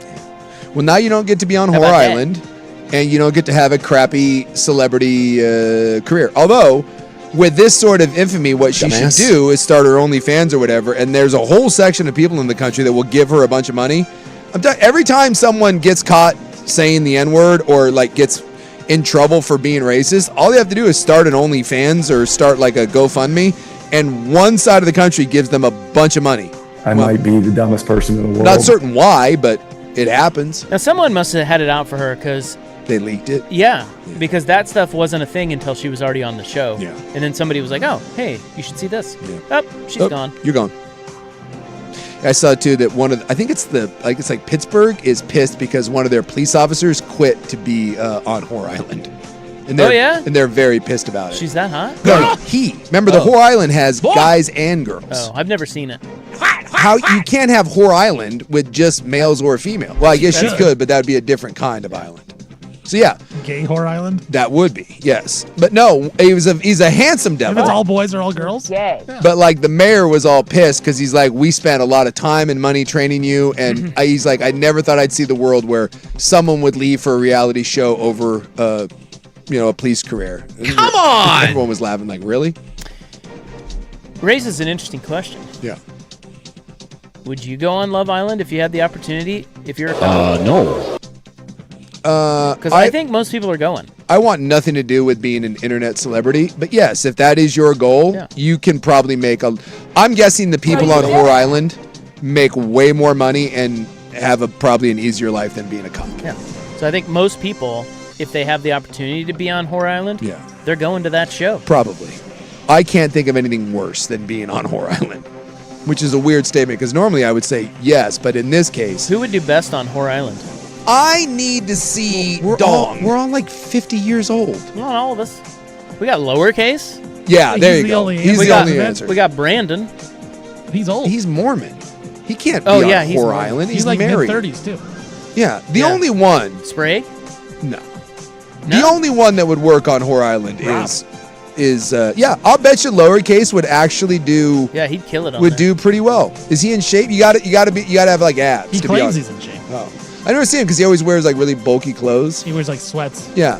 What's he hiding under there?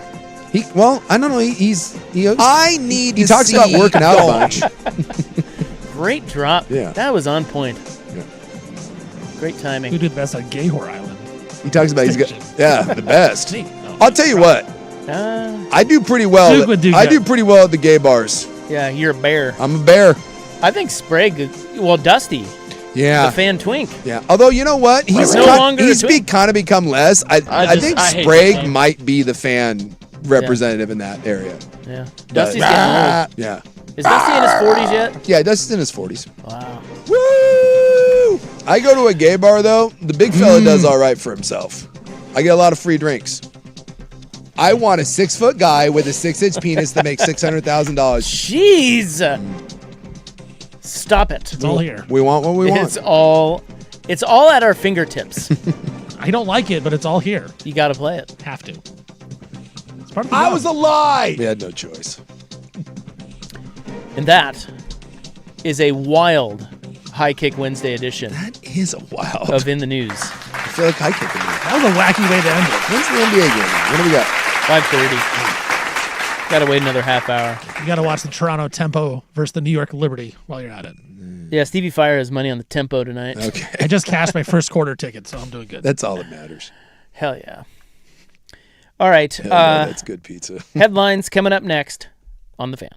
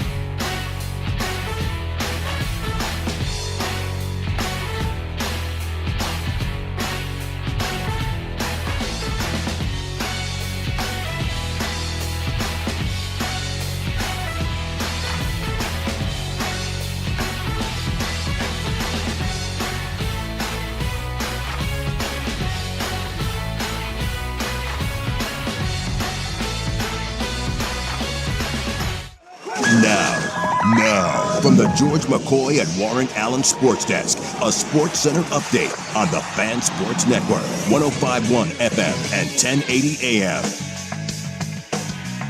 First on the Fan, NBA Finals Game 1, Spurs versus Knicks in San Antonio is tonight in about 30 to 40 minutes. Spurs 4.5-point favorites in the game. Knicks center Mitchell Robinson is officially active after he had finger surgery earlier in the week. Vegas Golden Knights, they took Game 1 from Tom Dundon and the Carolina Hurricanes 5-4. Late goal by Thomas Hertel for the Golden Knights. Game 2 tomorrow back in Carolina. There is a warrant out for the arrest of 49ers wide receiver Brandon Ayuk. The warrant is in reference to a video Ayuk posted on YouTube back in December in which he appears to record himself from the driver's seat going way over the speed limit right next to Levi Stadium. Russell Wilson officially announces his retirement today from football. He's heading to CBS as an analyst. Oregon State basketball got a commitment out of the portal from UCF forward Chris Johnson. Johnson initially went to Texas out of high school, former four-star recruit. Micah Parsons said he will not be back from his ACL surgery until at least mid-October for the Packers. And our Portland Fire head coach Alex Sarama named WNBA Coach of the Month for the month of May. Fire went 6-4. I'm Stephen Vaughn from the George McCoy at Warren Allen Sports Desk. Don't call your mom. Call George McCoy at warrenallen.com.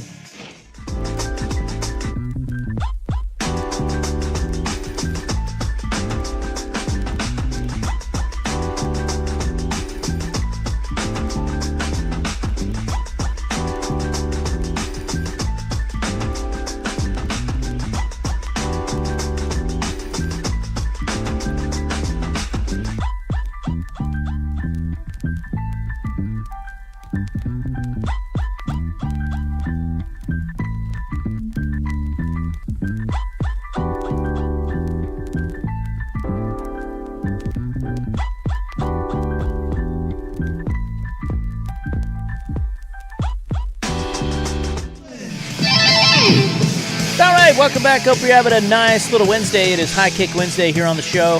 Excited. We are your sportsmen. My name is Isaac. Big Suit right over there. Look at him. Look at him. Right here. We got Stevie Fire over there dropping WNBA bet bombs on us. I got the cash in first quarter tickets. I got the tempo right now on. I love the fact that you bet a first quarter over-under on, or was it, were you going spread? I had the spread, yeah. The spread I had on the spread and money line. It was the Liberty tempo game. Hey, tell you what, I had tempo plus 180 outright. They won the first quarter. And I had plus 2.5. That's free money right there. So now that bet goes into the full game, which now they're losing the lead and it's going to lose. Is that the worst, by the way, team name in all of sports? The tempo? Yes. The tempo? That's horrible. Like, I'm trying to think of a worse one. I know sometimes the WNBA, I get it that we were running thin on names. Like, because some of the stuff is pretty ridiculous. Well, I do feel like the Fire is kind of dumb. I know, but at well, least I have a problem with any team name that doesn't end in S. Because, like, I always picture, like, if you sign with a team, you say, oh, I am a Spur. I am a Laker. Not I am a Tempo. Yeah. I am a Fire. I know. It doesn't make any sense. Well, it's like the Chicago Sky. Like, it's I'm just a Sky. I get, but they don't want to. They don't want to. You can't go down the road of other sports teams, and so much of that has been taken. Look, the WNBA has the worst names. You got the Dream, the Sky, Sun, which is named after a casino, for God's sakes. The New York Liberty's pretty cool. That's I can get behind that, but I still tempo. I still contend that the tempo.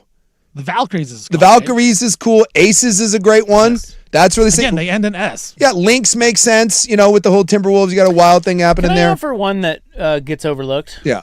The Texans. Yeah.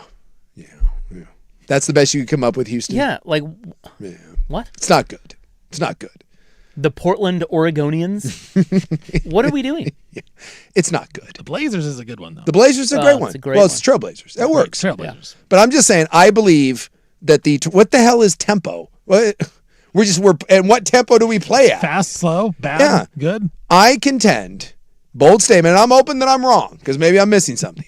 The Toronto Tempo is the worst mascot, logo, whatever, team name in all of professional North American sports. It's god-awful. If I was, like, we were a little bristly when we got the Fire, but I think since then we've embraced it. But if we have no choice. Exactly. But if we were the Portland Tempo, I would riot. I would not be okay with being the Portland Tempo. I would say nay. Well, that or the Jazz. Yeah. I see. I think that's a cool one. It But just it's doesn't fit. Utah. Utah. But again, cool logo, the note, I get it. But the Jazz is still pretty cool. It's just Salt Lake. Browns. And then you're orange. Yeah, the Browns. Yeah, well, that's and then they have Paul all Brown. orange. And then they're orange. Yeah, I know. It's a little weird. Still better. It's still better than the Tempo. But they got that little mascot with the The little elf thing. little elf And then they thing. got the dog that they've gone with. Yeah. You tell me you'd rather be the Cleveland Tempo than the Cleveland Browns? No, I'll take the Browns all day. Well, we will get to the NBA Finals here in a moment. A couple of things to tell you about. WNBA Coach of the Month, of course. You knew where that was going. Shmarma wins.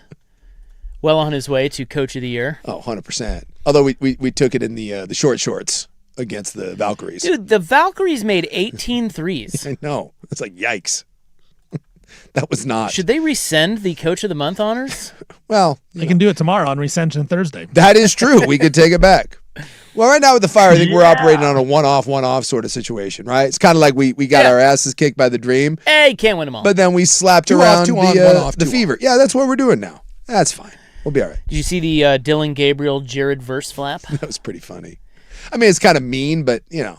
So Dylan Gabriel was at the podium today. Yeah. They're at OTAs, and they were like, "Hey, what are you gonna do about your number 8?" Is that exactly how the question was Yeah, it asked? sounded, yeah. Say, hey. Hey. And he said, "Yeah, Jared Verse, because Jared Verse was wearing number 8." Yeah. And he's like, "Yeah, Jared just kind of came in and took it." So Someone asked Jared Verse if he had to pay for it, and he goes, "No." He just took it. He just said, "I'm not worried about it." No. he walked right in and took Dylan Gabriel's number. Now that is That's bully stuff. disrespectful. It is. Because you're supposed to like talk to the guy And pay for it. Yeah, but not I mean, Yeah, but one's a third-string Exactly. quarterback and the other's your stud. You Yeah. just got back in a trade. exactly. Still, you can't.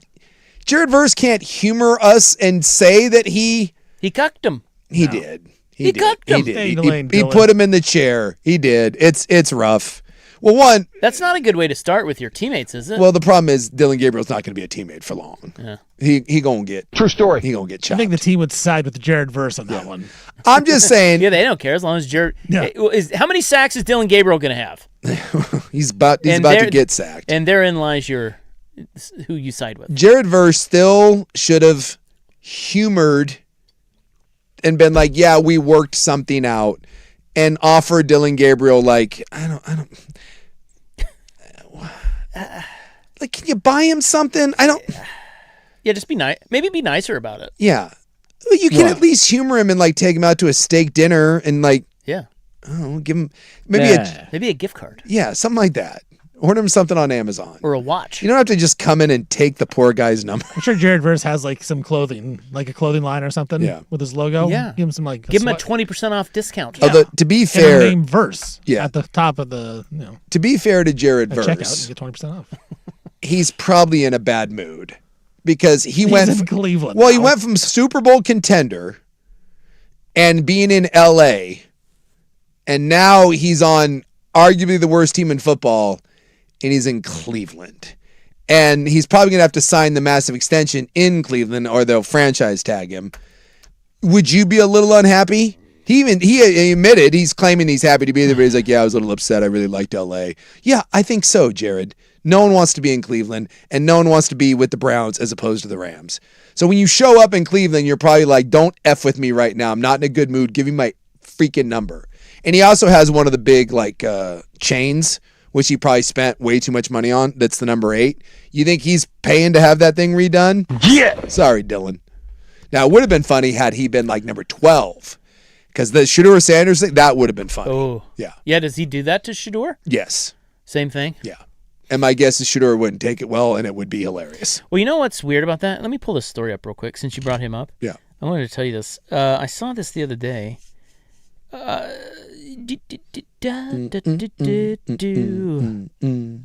Did you know that Shedeur Sanders earns almost $18 million in licensing income? What? Yeah. He broke the record set by Tom Brady. What is he? Really? Yes. Who does he? I've never seen one thing that he's on. This says Sanders. Okay, I'll just read this. This is from Yahoo. The Browns quarterback, Shedeur Sanders, is still battling to become the number one quarterback for Cleveland, but he has already cemented himself as number one in another area. He reportedly earned $17.7 million from the NFL Players Association group licensing income in 2025. This is per Front Office Sports. To put into perspective how much money the then rookie quarterback earned, the previous record was held by Tom Brady, who earned $9.5 million. Mm-hmm. So he almost doubled it. Off of what? I mean, like, I'm not denying this, whatever I think this people report are just buying his jerseys. No, so there's no way that your jersey's generated for you. What did you say? 17.7. So of all the time, that's no. That is J.J. absolute McCarthy horse. led in 2024-25. He led that season. J.J. McCarthy took home $4 million. Boy, I'm questioning this whole thing. This is screaming shenanigans. Well, the post appeared on it, so they're taking this off of a site. And look, I'm not kidding. It said this post was originally about this, appeared first on a website called Afrotech. Hey, I take my Afrotech seriously. I would also like to point out that when this is from Front Office Sports. I understand, but they took it from Afrotech. Okay, so Front Office Sports got Afrotech? I don't know. I'm just saying that when I clicked on Afrotech and the latest news on it is, I'm not kidding. I want, you see it, right? So when I saw the Yahoo story, it said that this post about the record breaking blah blah blah first appeared on Afrotech. Okay, so that was first. The top headline right now in Afrotech is Slutty Vegan announces new franchise deal in Washington. Oh, why does she have to be slutty? Wow. I don't know. Well, listen, this is on Front Office Sports website, and it says, I think it's really sexy. Group licensing income flows through the Players Association rather than individual endorsement deals, so a rookie leading it can reflect jersey and trading card demand more than playing time. Marketability and depth chart spot get value on very different curves. But I'm being dead serious. Has anyone, because I get that he had NIL at Colorado, all that, but has anyone seen any advertising, any national deal? Who's he a spokesman for? I see him nowhere. Yeah, again, I think there's a lot of people bought Shedeur Sanders jerseys. Not to the tune of $17 million that he made off of that. Well, that's what they're reporting.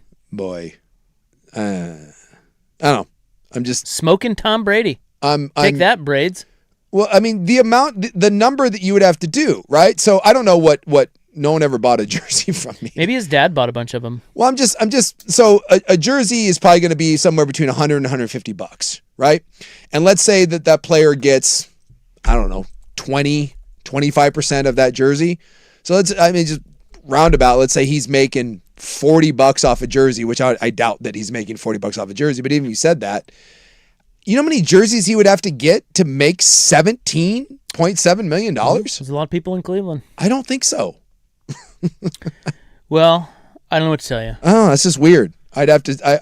I would love to see the breakdown. And again, I'm not saying anyone's wrong. I just would love to see the breakdown because that's a number that does not compute in my head.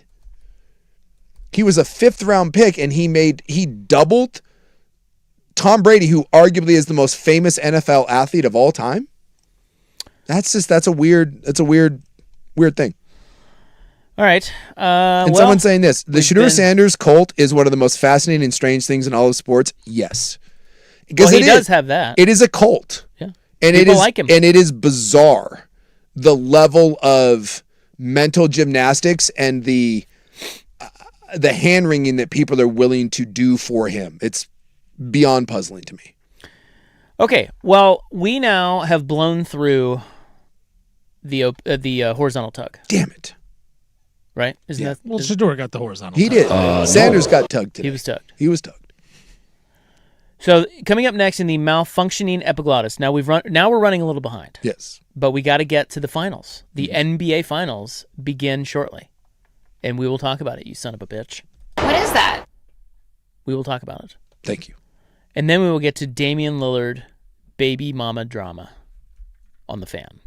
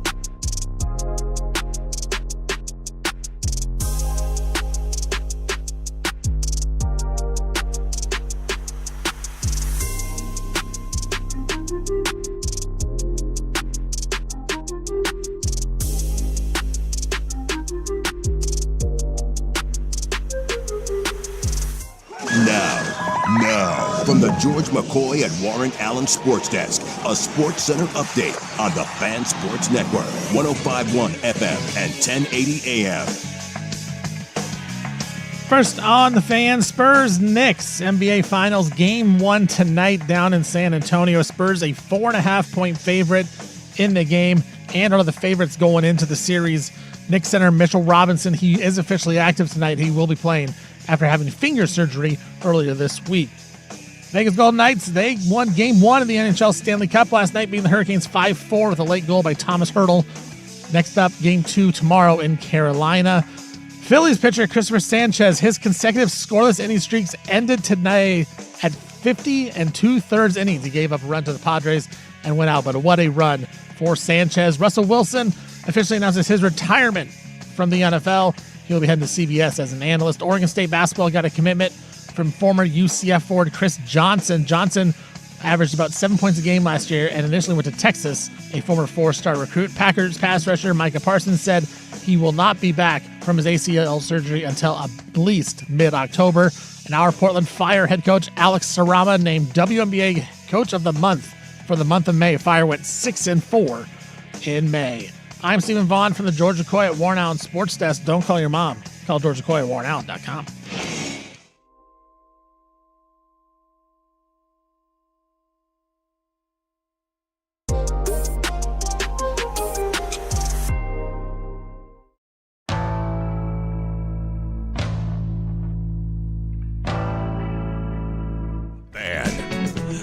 So I've been able to piece together a little Shedeur Sanders info. Okay. So $17.7 million in Players Association group licensing income. From CBS Sports, a staggering total fueled by jersey sales, trading cards, and one of football's most loyal fan bases. So you ask, what is he in? I haven't seen any of these, but apparently he's done ads and endorsements for Nike, Gatorade, KFC, and Beats by Dre. And they are also stating that he... It says, Shedeur Sanders was a lightning rod during his NFL rookie season with the Browns, leading to an unprecedented windfall through jersey sales, trading cards, and other licensing agreements thanks to a die-hard personal fan base. He banked the record, almost doubling Tom Brady's single-season high. The licensing payout is 170% more than his dad, who will make 170% more than his father will make during the 2026 season as Colorado's head coach. I'll tell you what, man. That is, I mean, I guess it sounds legit. That is one of the more shocking. He is a bad quarterback. Like, legitimately one of... All-Pro. No. Sorry. No. Pro Bowler. Pro Bowl. My bad. Like, he is legitimately, he statistically had one of the worst seasons. F me. In Cleveland Brown history, and that's saying something. He was a 5th-round pick, and he shattered the record. I think we're underestimating his... He's a black Tim Tebow, someone said, and I think that's probably pretty good because Tebow sucked ass too. I think we're underestimating his following. Yeah? It says a fiercely loyal fan base that has followed him from his days as an all Big 12 performer with the Buffaloes to the league helped detonate royalty marks. The funds were paid to Sanders LLC from May 2025 through February 2026. They reveal the biggest payment was $9 million in one payment. From what? I mean, wow. I haven't seen any ads, but He got 13 total payments, and now he changed his uniform number from number 12 to number 2, so that's going to give him a windfall too. Because people will... I wonder, like, and there's a chance, like, he could get better, wins that job. I get it. Like, guys get better. But I have not seen one thing that leads me to believe that that guy is an NFL quarterback. Does that like, the Tebow stuff eventually dies? Like, yeah, it'll die, but it's not there yet. It's not there yet. Yeah, people love that guy. To be fair, that is the Tim Tebow effect. But Tim Tebow like won a Heisman Trophy and a national championship. He wasn't even real good at Colorado. No, but he was a big deal. He was a big deal.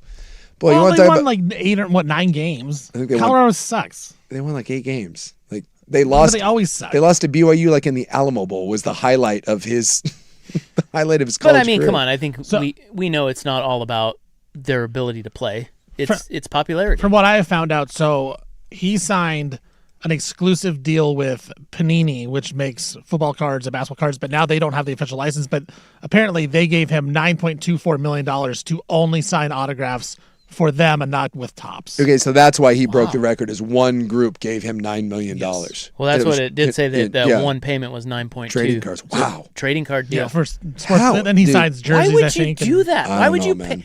You're making money on that, giving him $9 million to only sign your cards? I don't know. That sounds... God. That sounds back alley-ish, but I mean... I'm clearly not tapped into the people that are on the Shedeur Sanders bandwagon. So this may be just one of those things like on TikTok that I just don't understand. Like I'm just confused and frightened by it. But good for him, man. Make the money. But I would bet a significant wager that he will never be successful in the NFL. Get off my porch. Hope I'm wrong. So the finals are about to start. Do you believe? They're down in San Antonio. I have to turn off this tempo game? You don't have to. You can do whatever you want. I will say, I don't know how the Spurs lose when they're doing they did this in Game 1 of the Blazers series. They did it in Game 1 with the other two. Yeah. They got the multicolor arena T-shirts going. Yes. They can't lose. No. Well, they actually lost 2 of those games. No, they lost Game 1 to the T-Wolves, and they lost Game 3 to the Thunder. I hate to, and also point of contention. Well, so they're due. Right. I like they beat that. the Blazers, Point which of is the hardest. I mean, first off, they're not doing... How do you know that? Off the top of your head, you know that they lost? You I remember what games they won? I'm a loser. That's wild to me. That's why he's Stevie Brackets over there. That's right. He knows what's up. It's a bracket, so I remember. While they are doing the T-shirts because they don't have the worst owner in sports, they are not wearing the Fiesta uniforms. Oh, they're not? They are not. See, Rob's right. They're changing it up. They're changing it up. They're going Fiesta crowd, Fiesta non-Fiesta crowd. jerseys. I don't know why. Why won't they make that the permanent? I don't know. That Fiesta look is so much better. I know. Than the black and white. They are going with the All Blacks today, though. So anyway. And the Knicks, the All Whites. Who are we rooting for here? Well, I think we know Sook's answer. If the Spurs are going with the All Blacks. I am rooting for the All Blacks. Whoa. What? I want to see the Spurs. Why? One, while I do appreciate New York fan and their passion, I don't want to live in a world. I don't think you do. No, I don't think you do either. I'm a Mets fan. Okay. That is fair. Yeah. He is a Mets Apparently fan. they don't like the Blacks. They're trying to give them back. In fact, I was at the I was working out today, and one of the guys in the front, because I wear a lot of Mets gear when I work out, and the guy's like, one of the guys that working the counter pulled me over because he thought I was just a New York fan. He wanted to talk to me about the Knicks, and I was like, nah, it stops with the Mets. Sorry. What is that? I felt bad. Like you could tell he was like fired up to talk some Knicks basketball. Let's go Knicks. And I was like, yeah, how you doing? I was like, yeah, I got nothing for Hey, you. how about our Knicks, huh? It's like, no. I find Wemby, he's fantastic. He just ropes me in. He's fantastic. He is. I like must-see TV, and I like excellence. And I like the music I like. Excellence to me can overcome hatred or anything like that. Like the Tom Brady thing, I should hate Boston and I should hate Tom Brady, but he was so good. I just found myself being drawn in by that. He's just, I don't mind that. And Wemby is something that I've never seen before. And to do it in year 3, it's kind of like with Oklahoma City last year. I wanted to see Oklahoma City do it because everyone said they couldn't. So no offense, New York, but go away. And I'm going with the Blacks tonight. Well, I'm going with the Black Unis. I can't root for the Knicks. They're one of those teams where only people from New York should root for the Knicks. Like Yes. you can't bandwagon the Knicks. Yeah. So therefore, and Wemby makes it interesting. Like I honestly, without Wemby, this finals is it's a man. Yeah, it's like whatever. Yeah. But with Wemby, it's must see TV. I understand that people hate great, like you said. So you love greatness. Some people hate it, and some people already don't like Wemby. I don't understand how you can not like that guy. I agree. Like he is everything you want in like the face. He's passionate. He cares. Remember the All-Star game? In the face of the whole entire league. Yes. Like he cares. He wants to win. He plays defense. He gets mad at himself. He gets mad at his teammates. He's crying. He's emotional. Like I don't understand what's not to like about this guy. It's so true. And people hate him already. It's so true. It's like, how many times do we have to watch a high-level athlete disappoint us? Yeah. For one reason or another, whether it's off the court, off the field, whether it's they don't have the killer instinct, whether it's, they got paid and then kind of got lazy, whatever it is, Wemby has the entire package. He has a personality too. He says things in the media. Like, remember when we were talking about he was talking about the Blazers? He's like, yeah, now they play the Timberwolves. We play a real team that does stuff. Yeah. So I think like, a lot he calls of us, people out, and he's not afraid. I think a lot of us thought he would show up and maybe be brittle. Yeah. He's not. No. We thought he would be soft. He's not. He's not. All the other things that happen with athletes, he's more interested in his brand off the court. Yep. He's not. He gets better off every offseason. He adds a new element to his game. And the other one too is like, for all the talk of how you build your team, I also can appreciate the fact that the Spurs, they got Keldon Johnson with pick 29. And then the next year, Vassell with pick 11. And then they lucked out with Wemby at 1.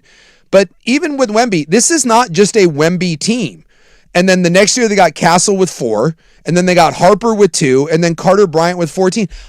Look, I appreciate the way that this team has been built. And then they made the deal for De'Aaron Fox. I think Cornette has been a great addition. They're probably not here without him. I love the way this team is assembled. In a small market where you're supposedly not able to do that, I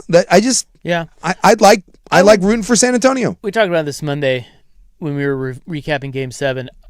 I think there is an argument to be made that it's not that well. It's not that it's not that well built. It's just they have Wemby. Yeah. It's like I asked Steven on Monday. It was like, hey, do the Spurs have the better roster or do they just have Wemby? And I think we both agreed it's Wemby. They just have Wemby. Yeah. So the scary thing, and I think Steven brought this up on Monday, is how much they can improve. Yeah. Now that they've seen a playoff run, even if they don't win the finals, like now you know what that run's going to be like. You know what teams are going to throw at Wemby, and you can build it out from there. I mean, they've got really good players. I mean, they've drafted really well. But I just think, as you guys have called him before, an eraser, like a cheat code. Sure. Wemby is just kind of that. Yeah.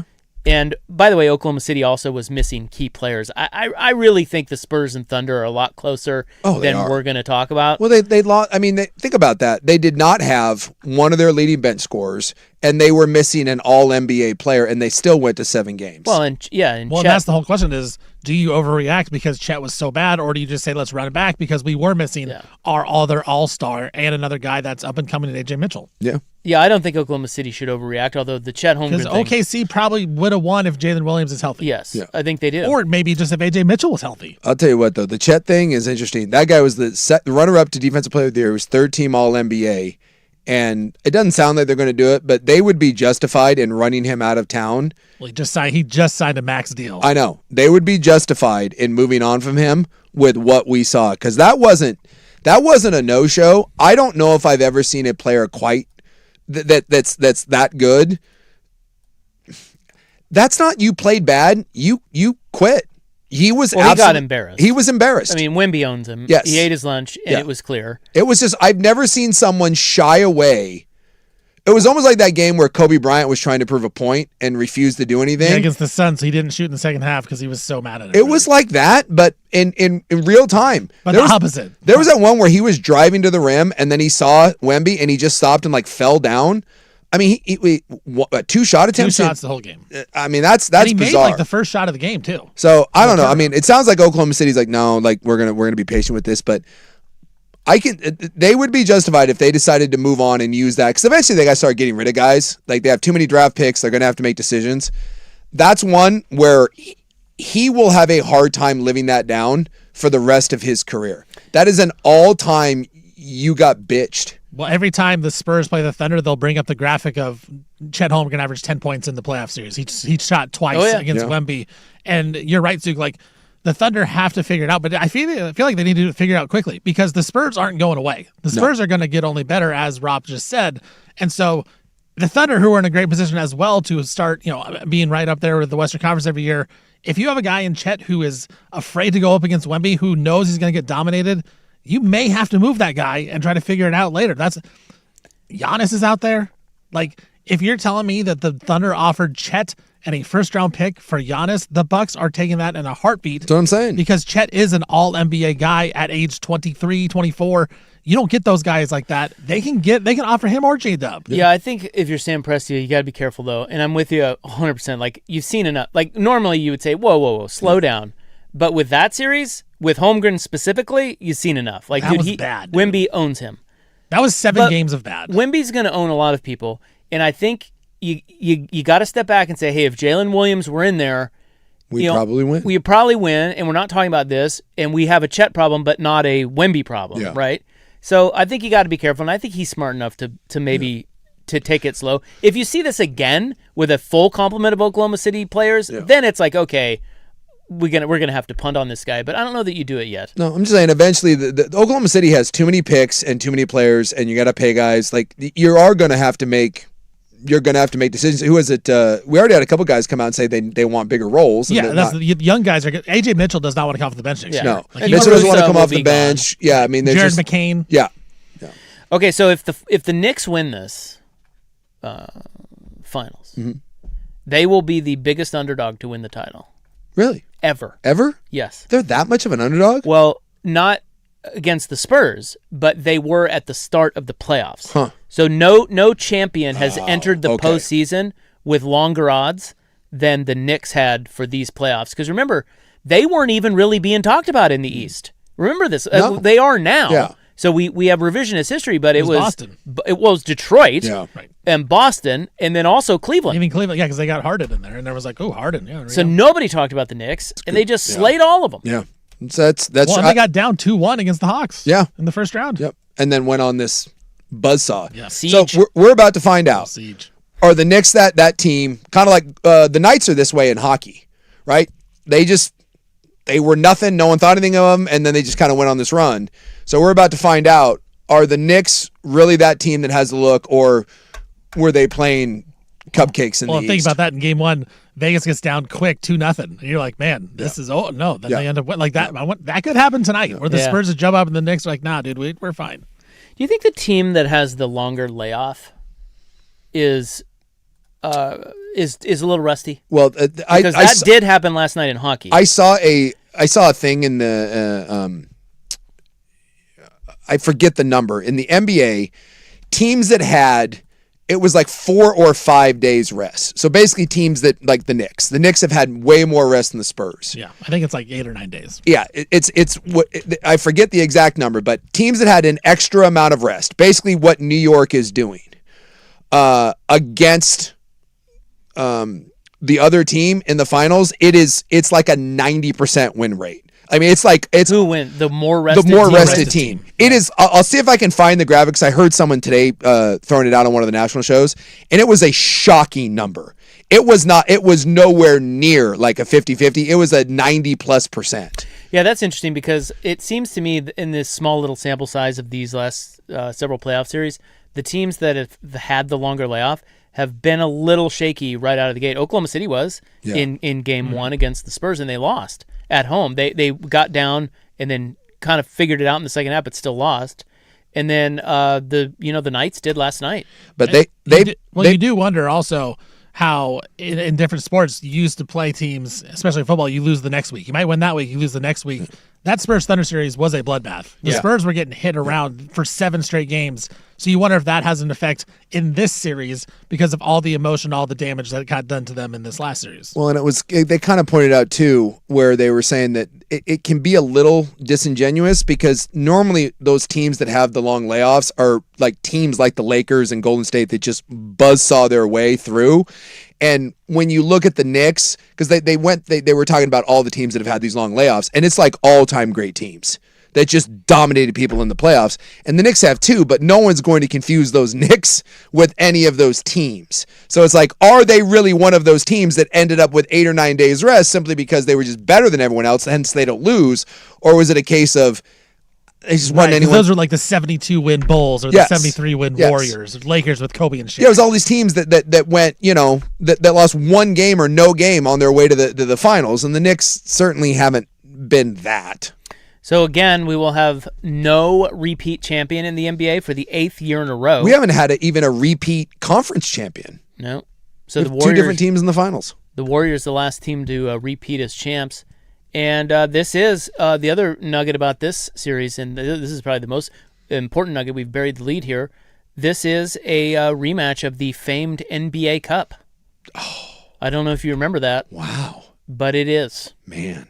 I also learned today that there's a WNBA Cup as well. Well, yeah. I didn't know. I'm not gonna lie. There's cups everywhere. I was not aware of the cups. A lot of cups. I thought there was a cup. I didn't know there were cups. Didn't know. Well, there's A cups and B cups. And So who the Knicks won the cup, right? Knicks beat the Spurs. Oh yeah. my God, revenge! Do you think if the Knicks lose, they're like, you know what? Hey, we got the one that matters. In fairness, Wemby came off the bench in that game because he was coming off of. No.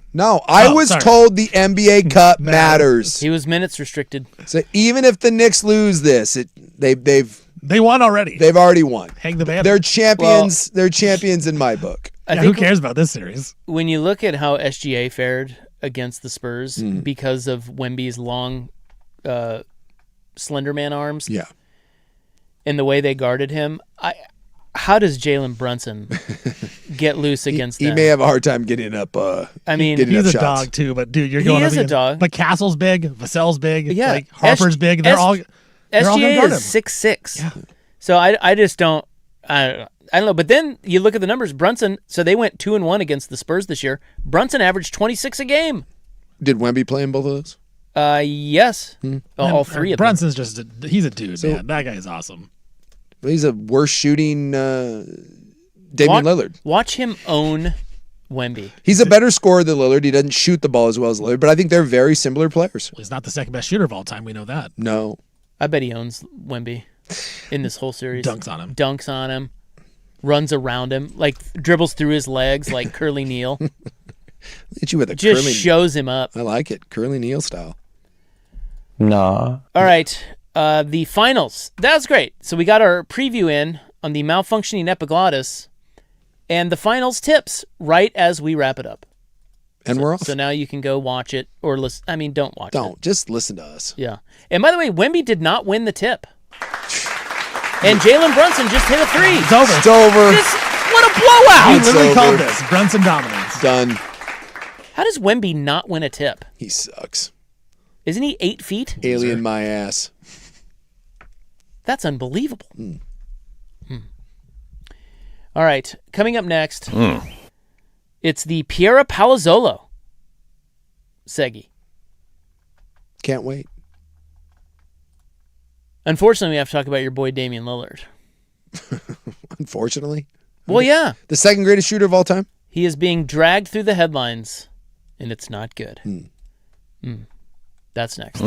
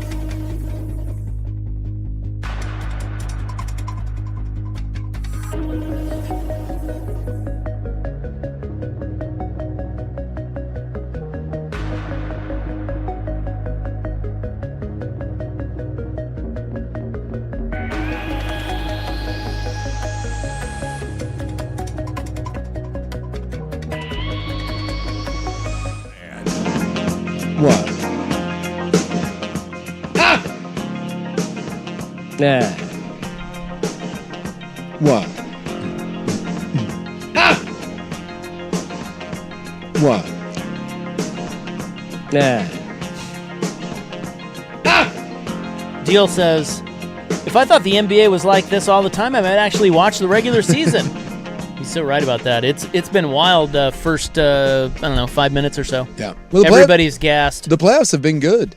I mean, just in general. They have this game though. Yeah. They're getting after it. It's good. They're playing at a serious breakneck tempo. speed. A Toronto tempo, if you will. Well, I hate to drag Damian Lillard through the mud, but he's been headlined on TMZ. Yeah. But I mean, it's nothing on the court, and it's nothing it's nothing illegal. It's just kind of nefarious, is all. Damian Lillard's ex-wife, Kayla, wants to grill a woman she believes may have had a baby with the NBA star. Oh. What? Are you telling me an NBA star has an out-of-wedlock child and he cheated on his wife? Yes. Yeah, I am telling you that. I mean, does it matter if it was when he was married? Well, no. Yeah, let me ask you this. Shouldn't it? What is the percentage 0 of married NBA players that have a child out of wedlock? Oh. Are we going like 40%? Oh, wow. 50? That seems high. Have a child? Yes, out of wedlock. I think it's lower than 40. I think they're more careful of not having a child. But I don't know. So you're telling me that the majority of children that by NBA players are in the sanctity of marriage? I was thinking, yeah. Yeah, you put it that way. It's No. I honestly think that number is probably somewhere much higher than 50%. And all right, so he was married at the time, which doesn't stop NBA players. And I don't know. I mean, I think it's the worst kept secret. Damian Lillard, his entire career, the one thing he has, because he's like perfect. He's everything you could want in a superstar. Apparently but not. from day one, he likes ladies. He slangs that wood. He is Dennis Smith Jr. According to court and documents, everyone knows it. According to court documents obtained by TMZ, Kayla fired off a subpoena asking a woman named Justy Wolf to answer questions about Justy's child and Damian. She wants copies of any communications between Lillard and Justy about a child named Aura. Yeah, well, she's trying to shake him down for some more cash. She wants Justy to turn over any messages with Damian from when he learned he may be the father of Aura. The subpoena also requests... Do we get Maury Povich in this? I would love to see it. Yeah. That and the Diana Rossini, Mike Vrabel. All come together. That's a fire episode. God, that'd be great. How many of those did he do per episode? Like 1 or 2? Yeah, there was a couple of them. Didn't it just turn into the whole thing, was that? Yeah. The entire show eventually turned into it. The subpoena also requested any paternity test results, any DNA signed over, NDA signed over the matter, and any photos of Damian Lillard with the kid. But they're already divorced, so what's she... Justy is opposing the request. Of course she is. I don't know. NBA and baby mama drama. Well, welcome to the world of the NBA. I don't really believe you're a true NBA player until you've had a couple kids out of wedlock. Duh. Yeah, my theory is always there's superstars that are worth hundreds of millions of dollars. They're not going to do it by themselves. They're going to get someone else to do it for them. Yeah. And we're not just going to be all backed up. No. What I'm always surprised is the amount that they all run in the same circle. It's like Well, it's just you slide in the DMs. You would think the pool of Instagram hooers would be much greater than it is, but like they got to be willing to hustle because you get some lady and she's with like 9 different NBA guys and has like babies by 2 or 3 of them. Well, you can probably trust her. That's the thing. She's gonna keep it quiet. She knows what's up. That's a key. Well, if you notice the side piece here, Lillard's side piece, she is keeping it. She's like, no. Justy's like, I'm shutting up. I'm keeping it quiet. I know where my bread's buttered. Yeah. I looked it up. She was like an influencer or something. No way. Yeah. What? Like one of those. I can't believe that. Prove it. Influencers, NBA influencers is just another code word for I'm trying to get knocked up by an NBA player. I'll tell you what though, if you get knocked up by Lillard, think about that payment.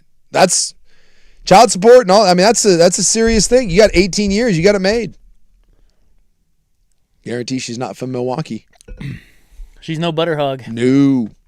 Nope. I see pictures of her. Yeah. All right. What is that? But I did that. My favorite part about that story is the day it broke. Evan Turner quote tweeted and was like, "Hey." Quote tweeted? Quote tweeted. The quote tweet? The quote tweet said, "Hey. Just want everyone to know he's a great dad." Okay. Whoa.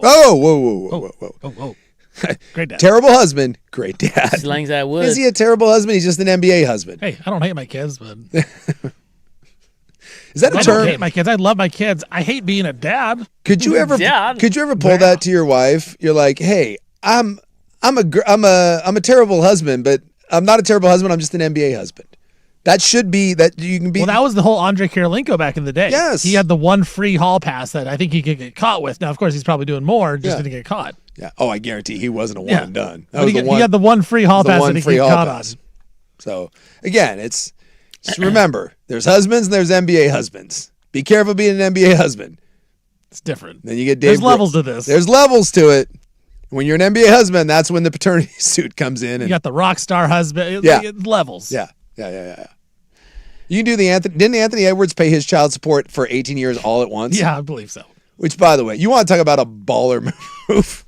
I'm done. I got 18 years of this, one check, boom, Wouldn't done. you love that if you're the lady? That's great. No, because then It's you like got the lottery. Well, I guess Well, that you is spend it all, you can be careful spending it all. Well, she could. but then you she go to also- court and you ask for more. You could also be smart about it and invest it. Yeah. Well, You know? you could be smart. You could be. And there's Piero Palazzolo. Kanye sang about that I don't think the Spurs have made a shot yet. Yeah, they're only down 3. once. They're down 3. They're down 14-11. They're missing everything. 1 of 7 from 3. Right there. Well, this is one of those like even if you end up losing or you lose the quarter, you're like we couldn't play any worse, And and one we're of down 8. and we're down by 2. Yeah. We'll They'll start making We'll shots. be fine. All right. Coming up next, I believe we have hit Le Club. You are correct, sir. I have a quandary that I have to pose to you. Oh, I yeah, have the Brazilian Yeah, quandary? I have a Brazilian question that I'm dealing with right now, and I do not know how to handle this. And it's a sensitive subject. Me and my buddy right now, we don't know what to do. Do you just ignore it? Do you acknowledge something? How do you handle it? And I don't know if anyone's ever had this before. No believe. But it's now been presented to me, and I am flummoxed. All right, well, we'll start with that. Yeah. And we also have Trump Cow. And We have a Trump cow? Yeah, we have Trump Cow. And we have fun audio next.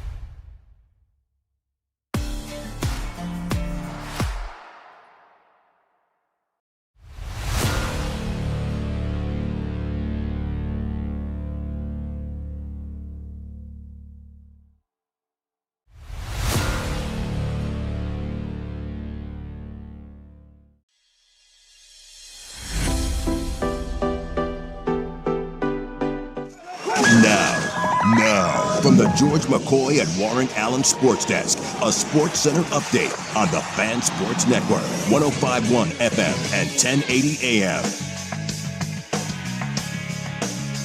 First on the Fan, NBA Finals Game 1 is underway right now.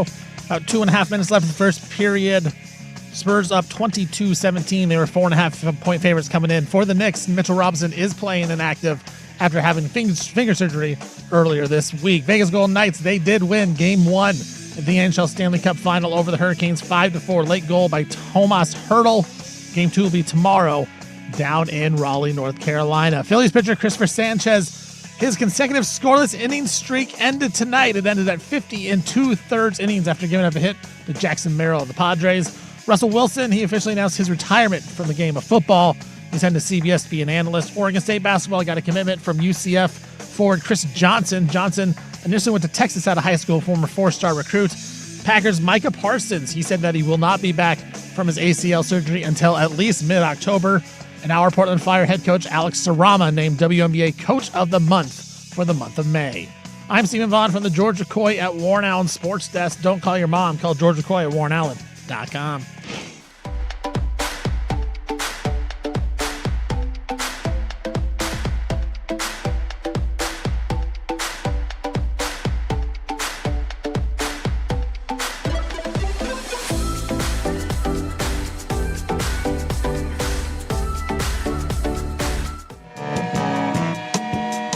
As the sun sets over Slabtown, in the shadows of the Fremont Bridge, a club comes to life where you can let your freak flag fly.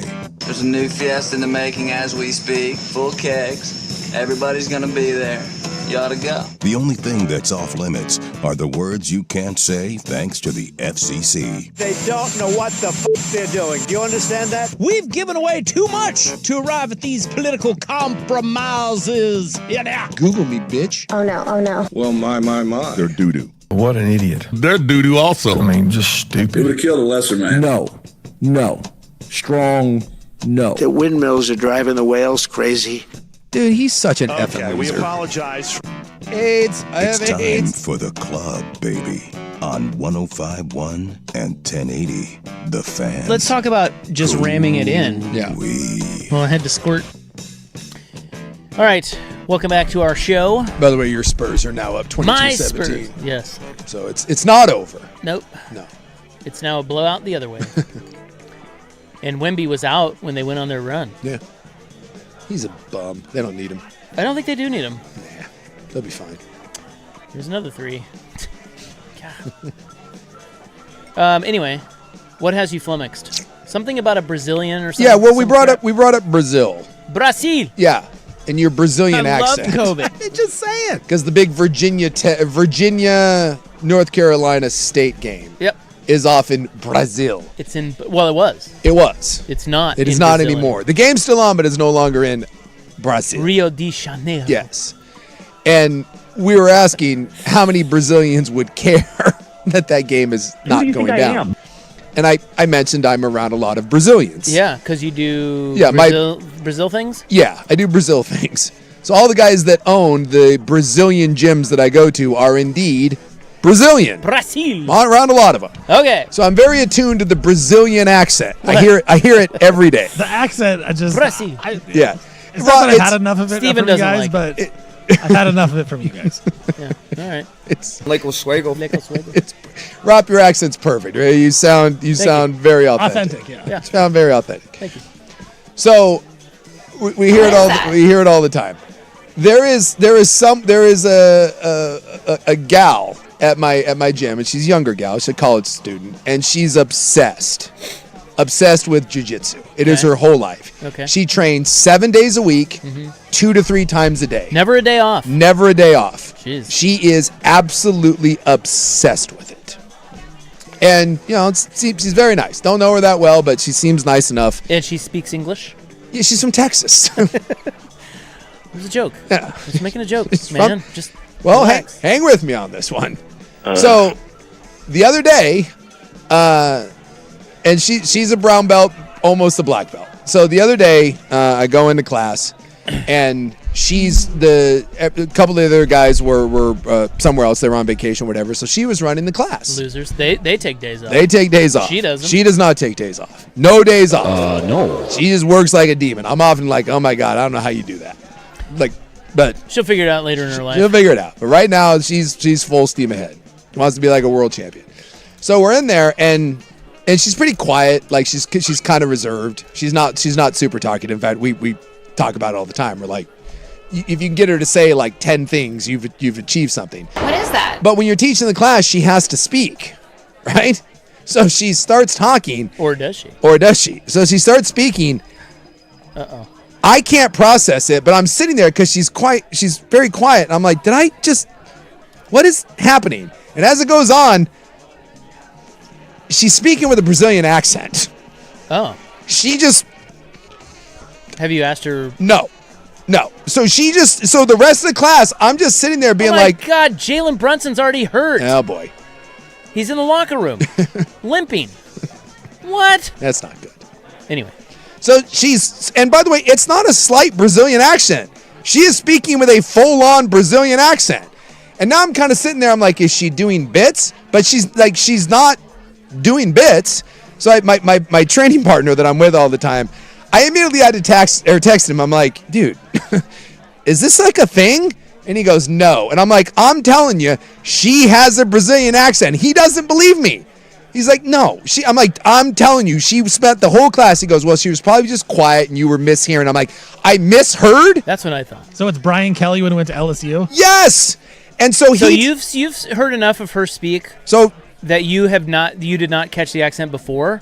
Yes, she does not. She's from Texas. I know, but that doesn't mean she can't have an accent. No, she does not. I've given her rides. She does not have an accent in any shape or form. Give her a ride, huh? Huh. God, that thing's enormous. So my buddy texts me like 2 days later and he goes, oh my God. He's like, I heard it. And I'm like, you too? And he's like, yes, she has. So we have now confirmed she is now permanently speaking with a Brazilian accent. Well, isn't the instructor right that you just missed it? Right? No. That's the most logical explanation. You're saying she has now just decided to have, yes. I don't buy it. She is white parents, white girl from Texas, and is now just decided to have a Brazilian accent.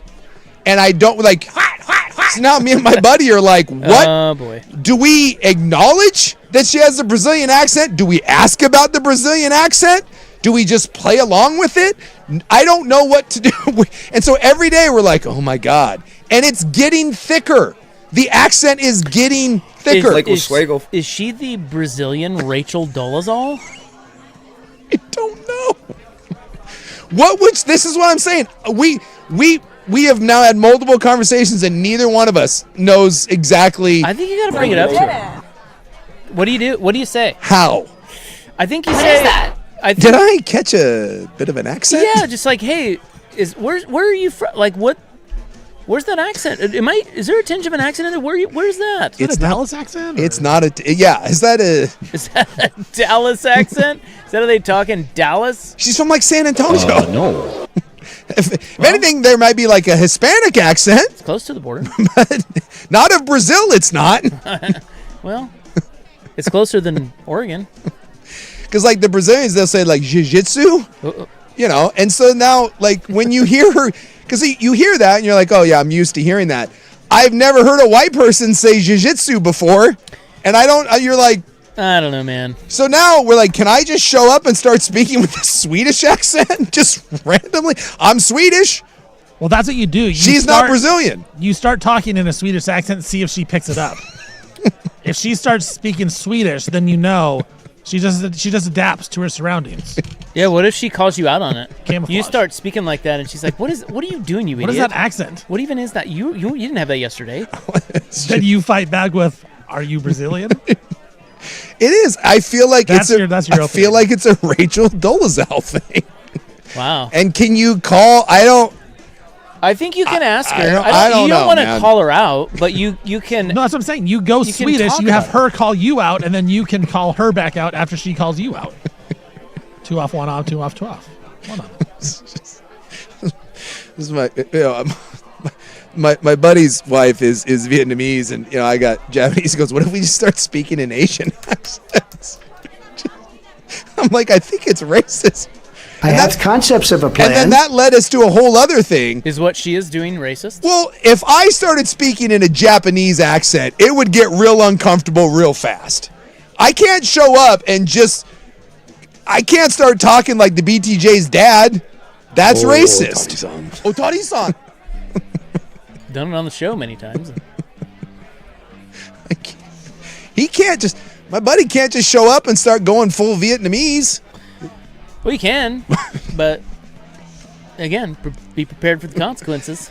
Is it worse? Like the big white guy, you can't get away with it, but because she's like a smaller white girl, she can? Or eventually, is it weird? The other one, I'm way weird to bring it up but I kind of want to ask the Brazilians. I'm like, are you offended by this? Is this weird to you? Because I would think, like, if someone that I knew came over to my house and started speaking in a Japanese accent, I'm guessing the BTJ would be like, what the hell are you doing? Is that me? Are you doing what? My mom has a Swedish accent. If you showed up and started, talking like my mom, I'm guessing, well, she might think it's adorable, but. Like, Coach Vaughn has a friend who is from Australia, so she has an Australian accent. I will say 40% of the time she's around, someone does an Australian accent in front of her. Really? Yeah. But they're doing like a bit. Right. But I think she's just gone full Brazil. I think she has now decided that she is Brazilian. She's transferred over. So I play golf with, there's two guys. One guy's from England and another guy's from New Zealand. Yeah. And I always find it really cringy when other people do their accent to them. Yeah. Like, I don't. Yeah, it's weird. I don't think that's. Yeah. But I think people do it. People do it all the time. Right. That's what I'm saying. Like, I hear it all the time when I'm playing with those guys. And I've always like, who does that? Why? So I wonder if they mean to. So I wonder if she's. I don't think she actually recognizes she's doing it. Oh, BS. Well, okay. It is not a subtle thing that she's doing. Well, wait a minute. That doesn't mean she doesn't recognize it. So there is a thing. I have gone to my friend. I have a dear friend whose name is ChatGPT. Okay. And they say there is a thing called unconscious accent shifting. And it is surprisingly common. Linguists call it accommodation or code switching. Suk is not buying this. People naturally start mirroring the speech patterns of those around them. Someone who moves from Oregon to Texas or from the U.S. to the U.K. may gradually pick up elements of the local accent without intending to. Okay. But didn't you say the instructors are Brazilian? Well, have one. Well, there you go. One. That can be the enough. owner. And that's the thing. When I lived in Scotland for 6 months, yes, it was like 6 to 8 months. I definitely picked up a tinge, and that's what they said, a tinge. There may be a tinge. This is not a tinge. This is more than a tinge. And nor is she living in Rio. I believe she has decided. We need to get her on the show. I believe she has decided to just be Brazilian. Like, she went home one day. She's like, you know what? I'm going Brazilian accent. That's the only thing that makes sense. Because it wasn't there one day, and it was there the next. And it wasn't subtle. That wasn't a gradual thing. I think she just decided one day, nope, I love this sport. I love the culture. I'm Brazilian now. She tried it out. She's like, you know what? I like the way that sounds. Yes. That'd be like, to me, this would be like if Swaggar decided to just speak with a Latino accent. Because, he loves rolling his R's. He loves doing the anything where he can, when he announces like the Latin names. That'd be like if he just showed up and he was like, you know what? It's over! I love rolling my R's so much, I just have a Spanish accent now. Hold on, everybody. There's also my friend ChatGPT who says that there is deliberate adoption of an accent. Some people consciously change how they speak to fit into a new social group, sound more prestigious or professional, emphasize a connection to a culture or region, or create a public persona. Maybe she's doing that. Maybe she's trying to emphasize her connection to Brazilian Jiu-Jitsu. Well, I'll tell you right now, it's a hell of a thing. And every time I hear it, I'm more perplexed than the next. And I believe it's gaining power each time. I think you got to address it. I don't think I can. I don't. Then I'm just a bully. No, it's not the right guy to address. It's how you do it. How do you? Know how he's going to do it. I know you're right. It's not the most aggressive. It's going to be aggressive. He's not the right person to do it. I think I could do it. and totally not offended. You need a medium, a mediator in this. Like, when does she? When's the? Come out to New. Apparently, she takes no days off. She so. does it. You can come any day you want. I want to bring. Well, hey, who's this? Is he here to train? No, he's here to suss out your accent. He has a question though. By the way, don't you think it would be easy to? That's the ticket. It doesn't have to be me. Just introduce somebody new. Yeah. And then they would ask, where are you from? Where are you from? And she's gonna say Texas. San Antonio. What if she switches on a dime? She's like, I'm from San Antonio. How you doing? Yeehaw. Wait, weren't you just speaking in a Brazilian accent?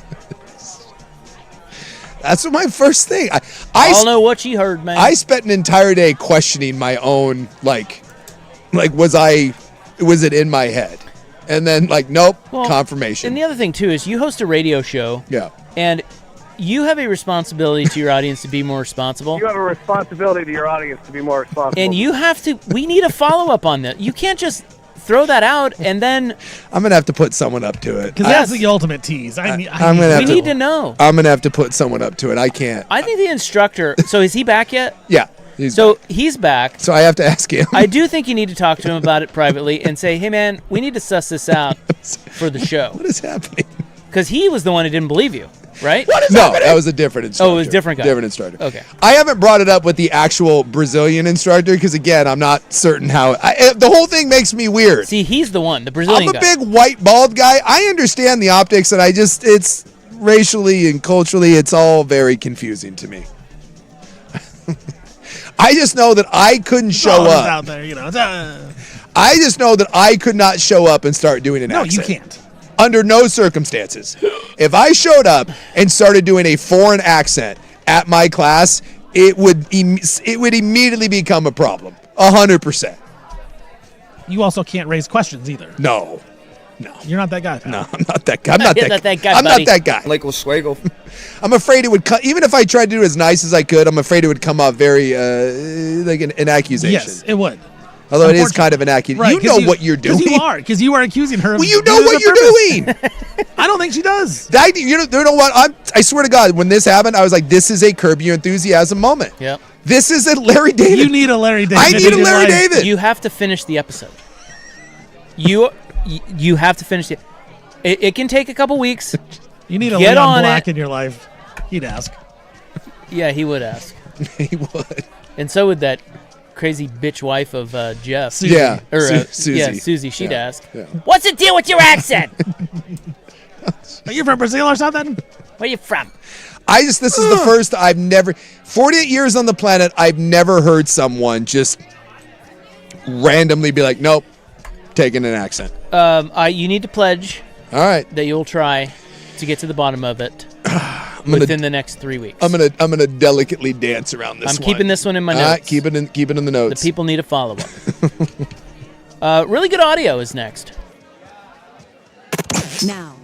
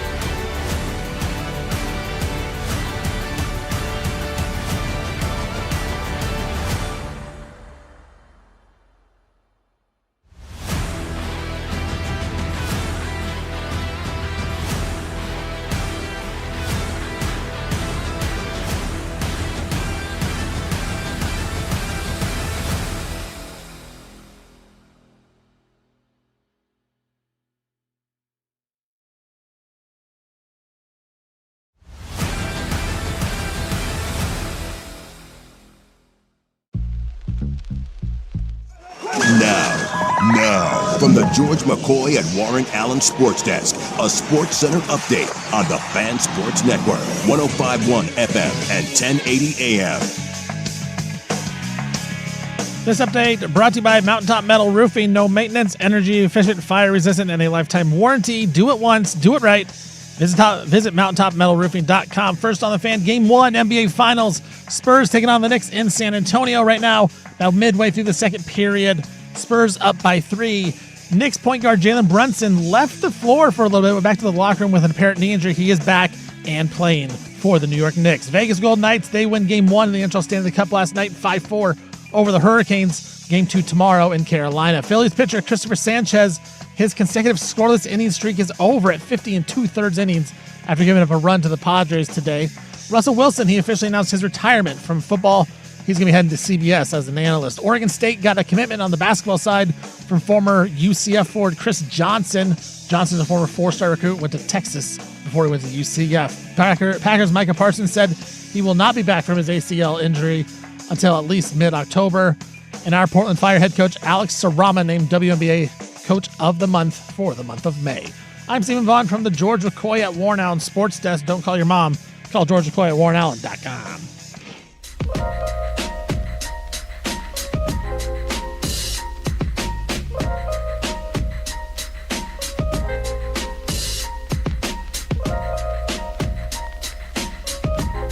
During the break, I talked to Steven with a Japanese accent, and we were both immediately very uncomfortable.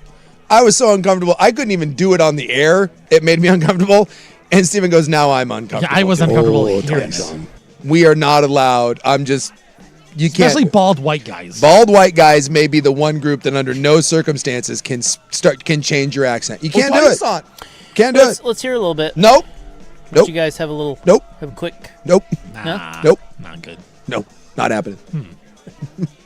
Nah. I was going to prove the point of how uncomfortable it would be on the air, and I was like, I can't do it. Oh, no, yeah. And so I checked with Steven. He's like, yeah, don't do that. That's a dump. Yeah, that's a dump. Nope. Can't do it. Can't do it. There's the line. We found it. We found it, and the line is me. You look up the line in the dictionary for don't do it, me. It's just a photo of me.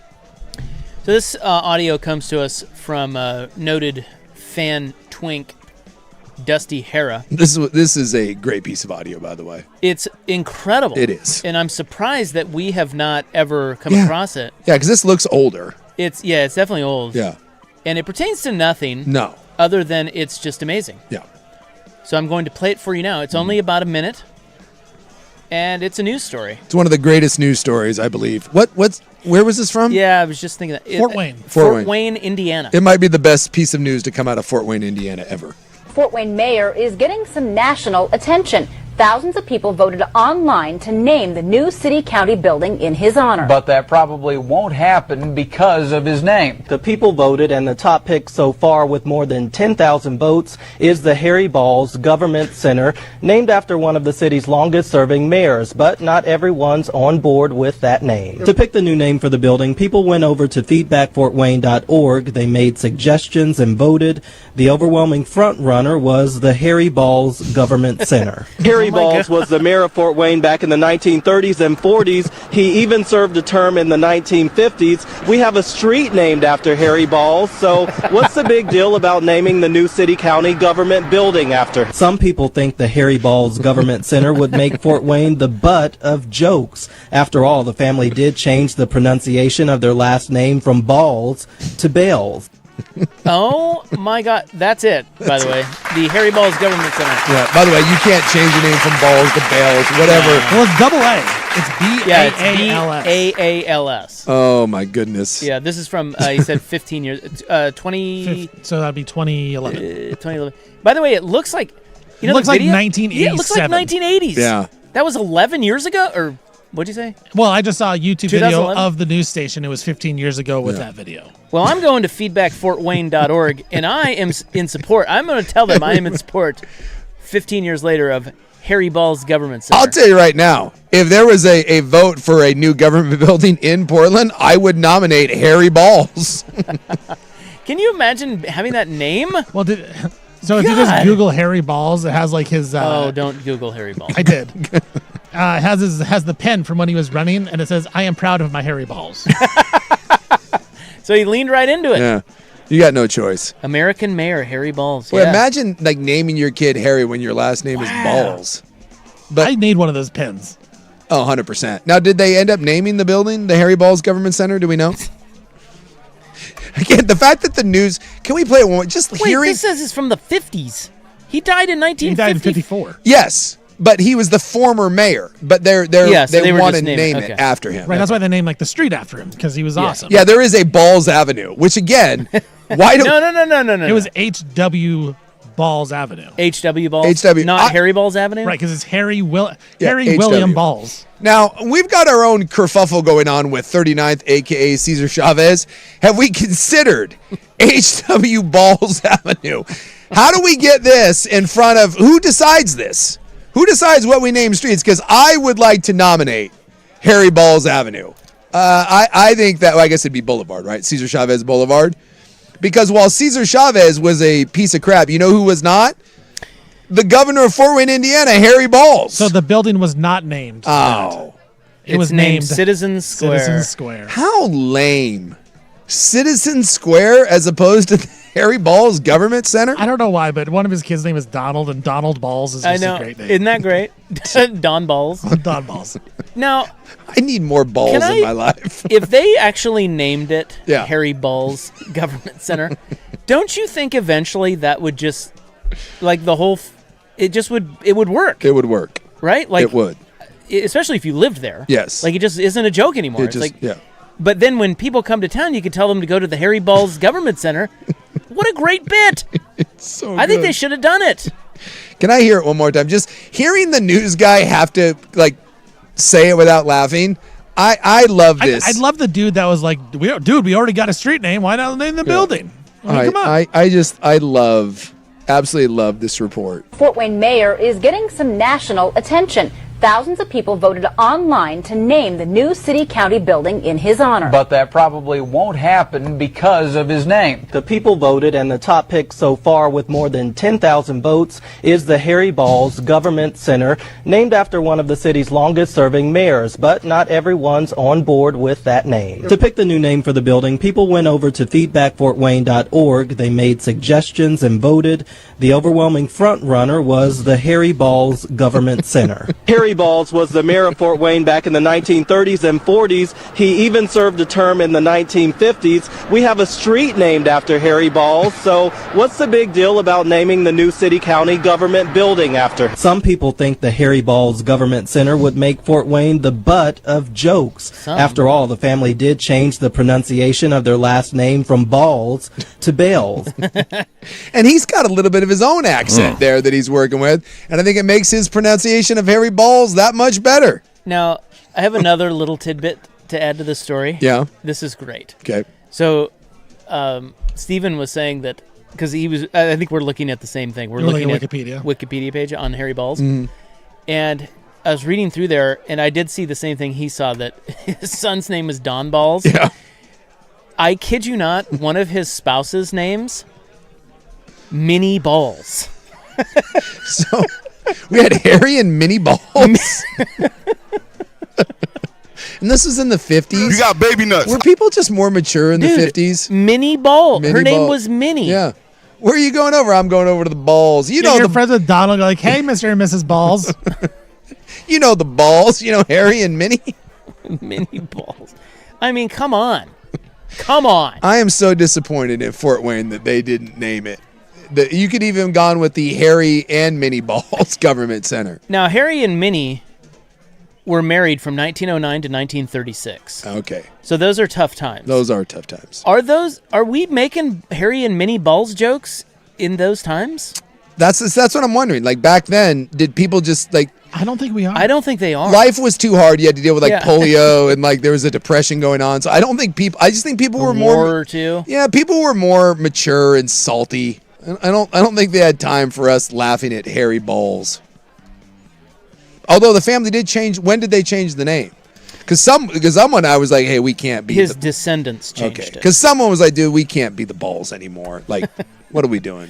Like, but then you are. But you can. You're the Balls. You're the Balls. Like, isn't that that's good? That right? is good. I'm not gonna lie. I would do way better if I was Jason Balls. J Balls. J Balls. So it's not Big Sook, it's Big Balls. Yeah, Big Balls. Might be J Balls. Hey, J Balls. Big J Balls. Oh my! Yeah, there you go, Big J Balls. He's so much better. No dong, no believe. No. Well, there you go. Thanks, Dusty, What for that audio. What a great piece of audio. Yeah. And shame on you, Fort Wayne, Indiana. Classic audio from the internet. Yep. Coming up next, by the way, the Knicks have the lead in this game. Yeah. I don't know if you know that. By one. They took Wemby out, and then Brunson scored. Yeah, like Brunson 8 in a came row. back after. So he came back in, Yeah. and Yeah. do you think he shot up steroids into his butt? I'm guessing he took a shot of Toradol. Because it was his ankle, right? Knee. Oh, his knee? Yeah, his knee is like bleeding. Oh. There's like a blood spot on his knee. Oh, well, then he's not. He just, I don't know. He just, But he's been limping. He just scraped his knee. He got a boo-boo. Right in the butt. He's fine. Coming up next, the Trump cow on the Fan.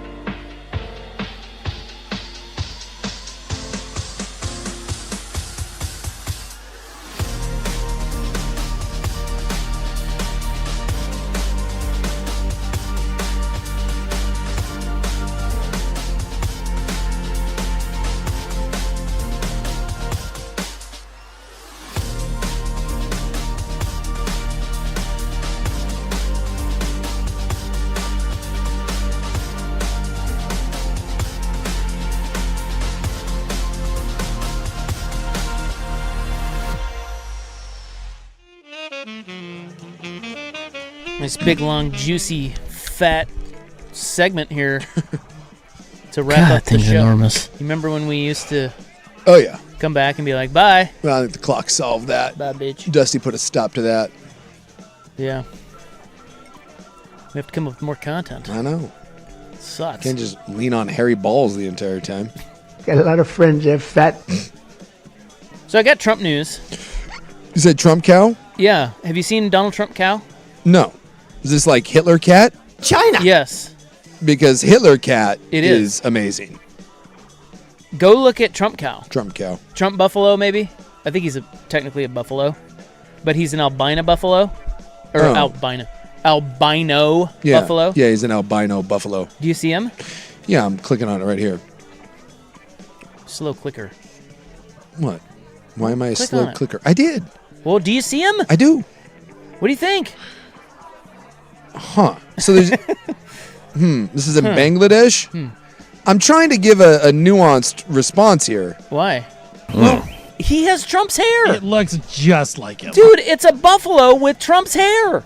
It's unbelievable. The face kind of looks like him, too, not gonna lie. Why are you flummoxed? I don't... It's got to be AI, right? It's not. That therein lies my thing. Like, it's real. Oh, my God. So... I don't believe it. It's in like you said, it's in Bangladesh. It's a Trump cow. It has it has hair, and he's about 1,500 pounds. Can they please comb it to the side more? I know, they need to do the swirl. They need to lean into the swirl.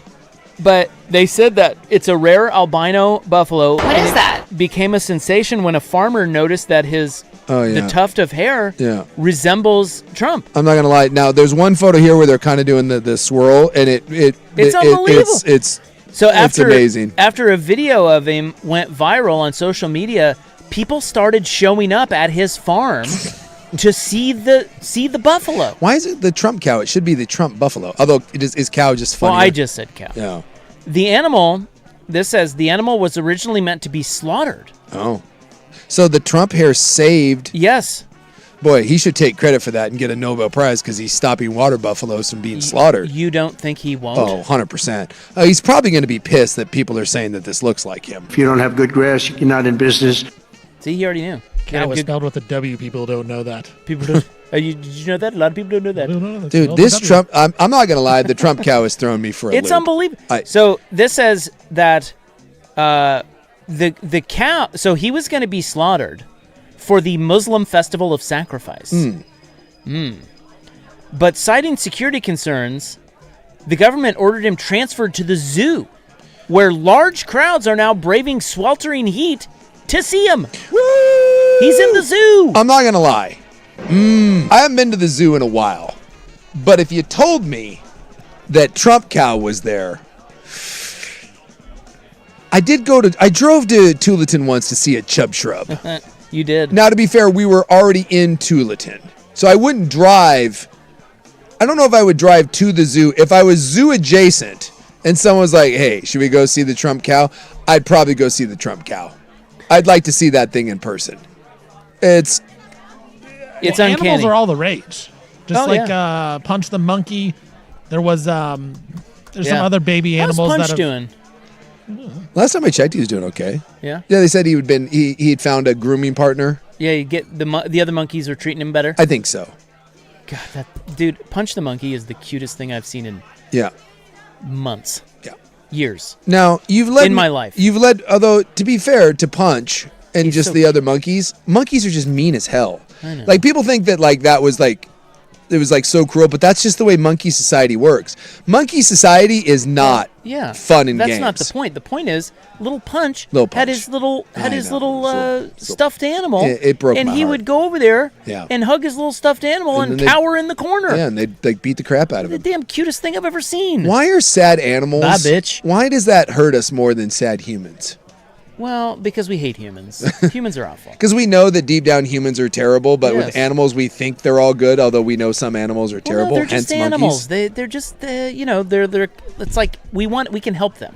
Humans we can't really help. By the way, do yourself a favor and look up. I've now gone down this horrible rabbit hole. I just Googled animals that look like celebrities, and there's some really good ones. I've never seen so much dong in my life. Why did that play? There's a pit bull that has a striking resemblance to John Travolta. No way. should- Have you seen John Travolta's new look? What did he do? Well, he's a director now. Oh. So he's doing an homage to old school directors, and he's got the pencil thin mustache. Does he really? And he's wearing the glasses and the beret. That does look like John Travolta, though. Right? Doesn't the John Travolta dog?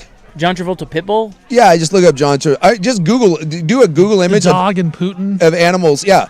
Ed Sheeran, there's an Ed Sheeran cat that's will blow the your Travolta is right. wild. The Travolta dog it's incredible. There's a monkey. There's some it's like a macaw that looks like Adrian Brody. That's a good one. There's a Anthony Kiedis horse. Look at the who's the old rich British guy? Richard Branson. Look at the Richard Branson dog. I know. That's the best thing I've seen all week. Dude, there's all year. I'm telling you, it's blowing my mind. In my whole life. Dude, there's a Miley Cyrus giraffe. I mean, there's some good stuff on here. I had no idea. Yeah, the Travolta dog is the eyes. The Travolta dog, yes. It's the eyes. And by the way, I'm looking at the new Travolta. You are right. That's Well, I saw an interview with him. He's doing a bit. Okay. So he's not gonna. No, he looks absurd. Yes. But he's playing a role. Yeah. Because he's a director. It absolutely looks ridiculous. He's got the beret. And the weird mustache. But what's funny about that to me is that with John Travolta, I could totally see him going off the deep end and starting to do something like that. Much like adopting in a Brazilian accent. I gotta Sometimes tell you just and by the way, if Travolta does this or the Brazilian accent thing, I do kind of there's a little bit in me that's jealous about people that just lean into something and they just wake up one day and be like, no, I'm now going to wear berets with a pencil thin mustache and ironic little John Lennon glasses and do something. I lack that. I have too much self-awareness and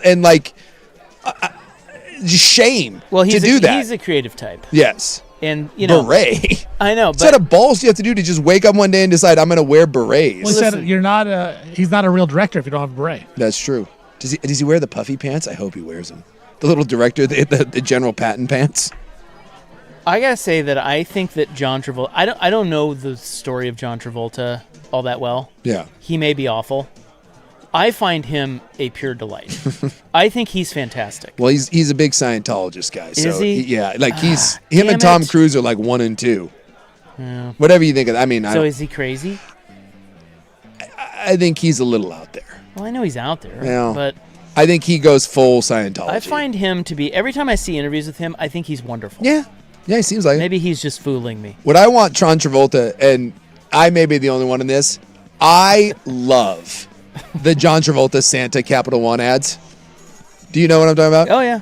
I love it, and I want John Travolta to adopt that look. When he plays like 70s hip Santa, gets me every time. I want to hang out with fat John Travolta Santa Claus. Have you seen the Samuel Jackson dog? Yes!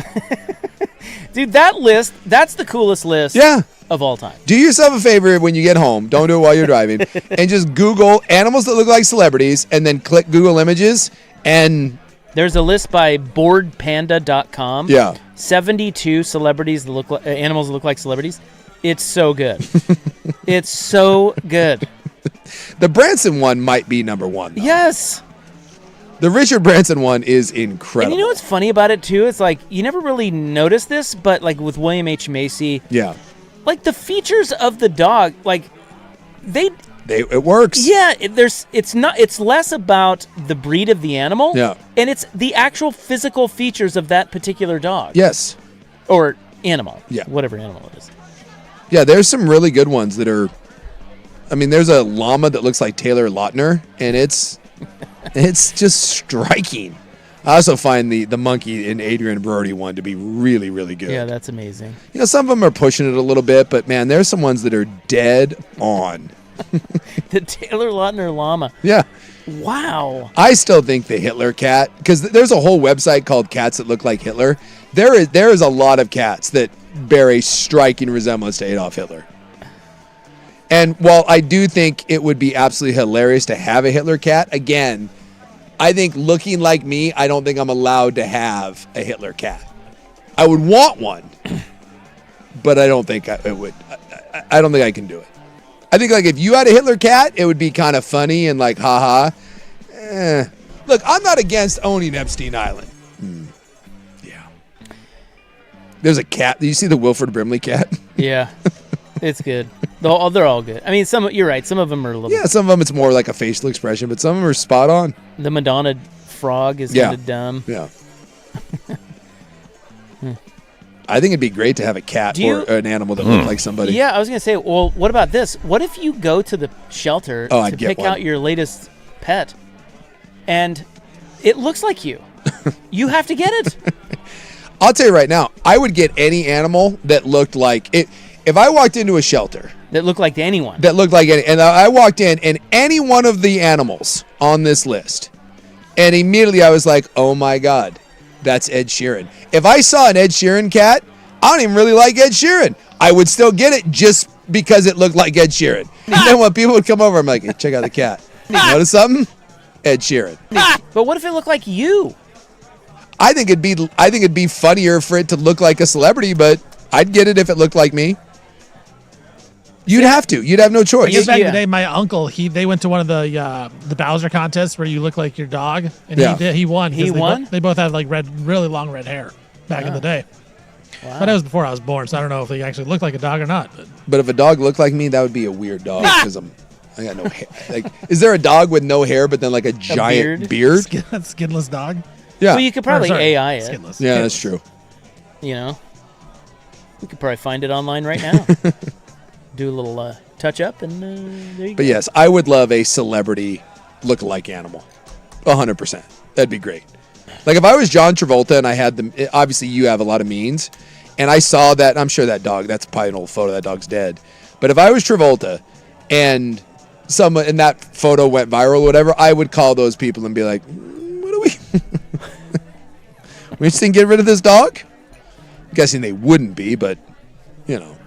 That's the question. Would you ever sell your pet? Yeah, that's a good question. Like, so if Molly Tengies. So let's say Molly Tengies, and it turns out exactly like some celebrity Sofia actor. Vergara or something, and she's like, oh my God, I have to have that animal. And she's like, I'll give you $50,000. I think I might. Would your wife? No. 100? Is there a number where your wife 100 would? Gs? 100 Gs. I mean, no one's paying you $10 million for a dog. Boy. But she shows up, Sofia Vergara's people show up with $100,000 in cash in a briefcase. Let me ask and put it in front of the missus. Let me ask Would you do it? Do you think I can get an answer for the end of the show? Probably not, because I hear the music. Yeah. I'll ask her tonight. I'm going to put this in my notes. That's a great question. Because I want to say no. I love my dog that I have right now is my favorite dog I've ever had. I've had a bunch of them, and they're all amazing. He is perfect. But if someone put $100,000, but I think a key point here is that Sofia Vergara is rich. Yeah. And will spoil the hell out of Molly Tengies. Yeah, it's gonna be a great life. It's gonna be a great life. I think that makes it a little easier. You get $100,000, you can buy another Molly. You're gonna have to get one eventually. Yeah, I'm gonna ask her that tonight. I'll report back. It's in my notes. I'll pose it to BTJ. Yeah. I'm guessing she's gonna tell me to kiss my ass, but I think it's different when $100,000 is in front of you. Yeah, got it down. All right. Everybody have a great night. We're back tomorrow, 3 to 7 on the Fan. Good night. Friendships up.